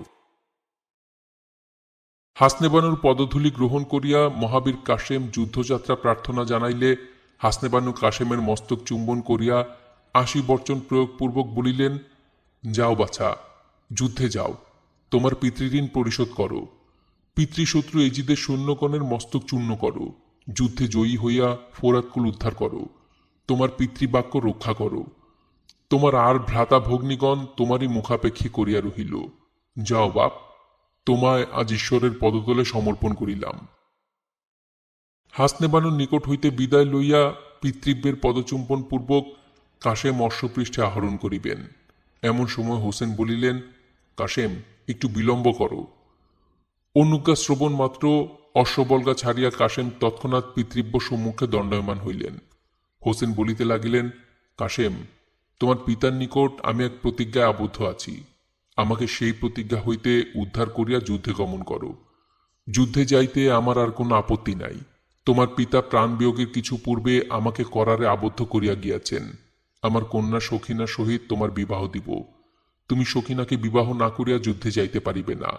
তোমার পিতার আজ্ঞা প্রতিপালন, আমাকেও প্রতিজ্ঞা হইতে রক্ষা করো, উভয় তোমার সমতুল্য কার্য। কাশেম মহাবিপদে পড়িলেন। এতাদৃশ্য মহাবিপদের সময় বিবাহ করিতে হইবে, ইহা ভাবিয়াই অস্থির চিত্ত। কি করেন? কোনো উত্তর না করিয়া মাতার নিকটে সমুদয় বৃত্তান্ত বলিলেন। হাসনেবানু বলিলেন, কাশেম, আমিও জানি আমার সম্মুখে তোমার পিতা তোমার পিতৃব্যের নিকট এই বিবাহের প্রস্তাব করিয়া তাহাকে করারে আবদ্ধ করিয়া গিয়াছেন। শোক, তাপ এবং উপস্থিত বিপদে আমি সমুদয় ভুলিয়া গিয়াছি। ঈশ্বরানুগ্রহে তোমার পিতৃব্যের স্মরণ ছিল বলিয়াই তোমার পিতার উপদেশ প্রতিপালিত হইবে বোধ হইতেছে। ইহাতে আর কোনো আপত্তি উত্থাপন করিও না, এখনই বিবাহ হোক। প্রাণাধিক এই বিষাদ সমুদ্র মধ্যে ক্ষণকালের জন্য একবার আনন্দ স্রোত বহিয়া যাও। কাশেম বলিলেন, জননী, পিতা মৃত্যুকালে আমাকে একখানি কবচ দিয়া বলিয়া গিয়াছেন যে সময় তুমি কোনো বিপদে পড়িবে, নিজ বুদ্ধির দ্বারা যখন কিছুই উপায় স্থির করিতে পারিবে না, সেই সময় এই কবচের অপর পৃষ্ঠ দেখিয়া তদুপদেশ মতো কার্য করিও। আমার দক্ষিণ হস্তে যে কবচ দেখিতেছেন, ইহাই সেই কবচ। আপনি যদি অনুমতি করেন তবে অপর পৃষ্ঠে পাঠ করিয়া দেখি কি লেখা আছে। হাসনেবানু বলিলেন, এখনই দেখো, তোমার আজিকার বিপদের ন্যায় আর কোনো বিপদই হইবে না। কবচের অপর পৃষ্ঠ দেখিবার উপযুক্ত সময়েই। এই কথা বলিয়াই হাসনেবানু কাশেমের হস্ত হইতে কবচ খুলিয়া কাশেমের হস্তে দিলেন। কাশেম সম্মানের সহিত কবচ চুম্বন করিয়া অপর পৃষ্ঠা দেখিয়াই বলিলেন, মা, আমার আর কোনো আপত্তি নাই। এই দেখুন কবচে কি লেখা আছে। পরিজনেরা সকলেই দেখিলেন কবচে লেখা আছে, এখনই সখিনাকে বিবাহ করো। কাশেম বলিলেন, আর আমার কোনো আপত্তি নাই, এই বেশেই বিবাহ করিয়া পিতার আজ্ঞা পালন ও পিতৃব্যের প্রতিজ্ঞা রক্ষা করিব। প্রিয় পাঠকগণ, ঈশ্বরানুগ্রহের লেখনী সহায়ে আপনাদের সহিত আমি অনেক দূর আসিয়াছি। কোনোদিন ভাবি নাই, একটু চিন্তাও করি নাই, লেখনীর অবিশ্রান্ত গতিক্রমেই আপনাদের সঙ্গে সঙ্গে বিষাদ সিন্ধুর পঞ্চবিংশ প্রবাহ পর্যন্ত আসিয়াছি। আজ কাশেমের বিবাহ প্রবাহে মহা বিপদে পড়িলাম। কি লিখি কিছু স্থির করিতে পারিতেছি না। হাসনেবানু বলিয়াছেন, বিষাদ সমুদ্রে আনন্দ স্রোত। এমন কঠিন বিষয় বর্ণনা করিতে মস্তক ঘুরিতেছে, লেখনী অসার হইতেছে, চিন্তার গতিরোধ হইতেছে, কল্পনা শক্তি শিথিল হইতেছে। যে শিবিরে স্ত্রী পুরুষেরা বালক বালিকারা দিবারাত্রি মাথা ফাটাইয়া ক্রন্দন করিতেছে, পুত্রমিত্র শোকে জগৎ সংসার অন্ধকার দেখিতেছে, প্রাণপতির চিরবিরহে সতীনারীর প্রাণ ফাটিয়া যাইতেছে, ভ্রাতার বিয়োগ যন্ত্রণায় অধীন হইয়া প্রিয় ভ্রাতা বক্ষ বিদারণ করিতেছে, শোকে তাপে স্ত্রী পুরুষ একত্রে দিবানিশি হায় হায় রবে কাঁদিতেছে, জগৎকেও কাঁদাইতেছে। আবার মুহূর্ত পরেই পিপাসা, সেই পিপাসারও শান্তি হইল না। সেই শিবিরে আজ বিবাহ, সেই পরিজন মধ্যেই এখন বিবাহ উৎসব। বিষাদ সিন্ধুতে হাসিবার কোনো কথা নাই, আমোদ আহ্লাদের বিন্দু বিসর্গ সম্পর্কও নাই। অত্যন্ত কেবল বিষাদ, ছত্রে ছত্রে বিষাদ। বিষাদেই আরম্ভ এবং বিষাদেই সম্পূর্ণ। কাশেমের ঘটনা বড় ভয়ানক। পূর্বেই বলিয়াছি যে মহাবীর কাশেমের ঘটনা বিষাদ সিন্ধুর একটি প্রধান তরঙ্গ।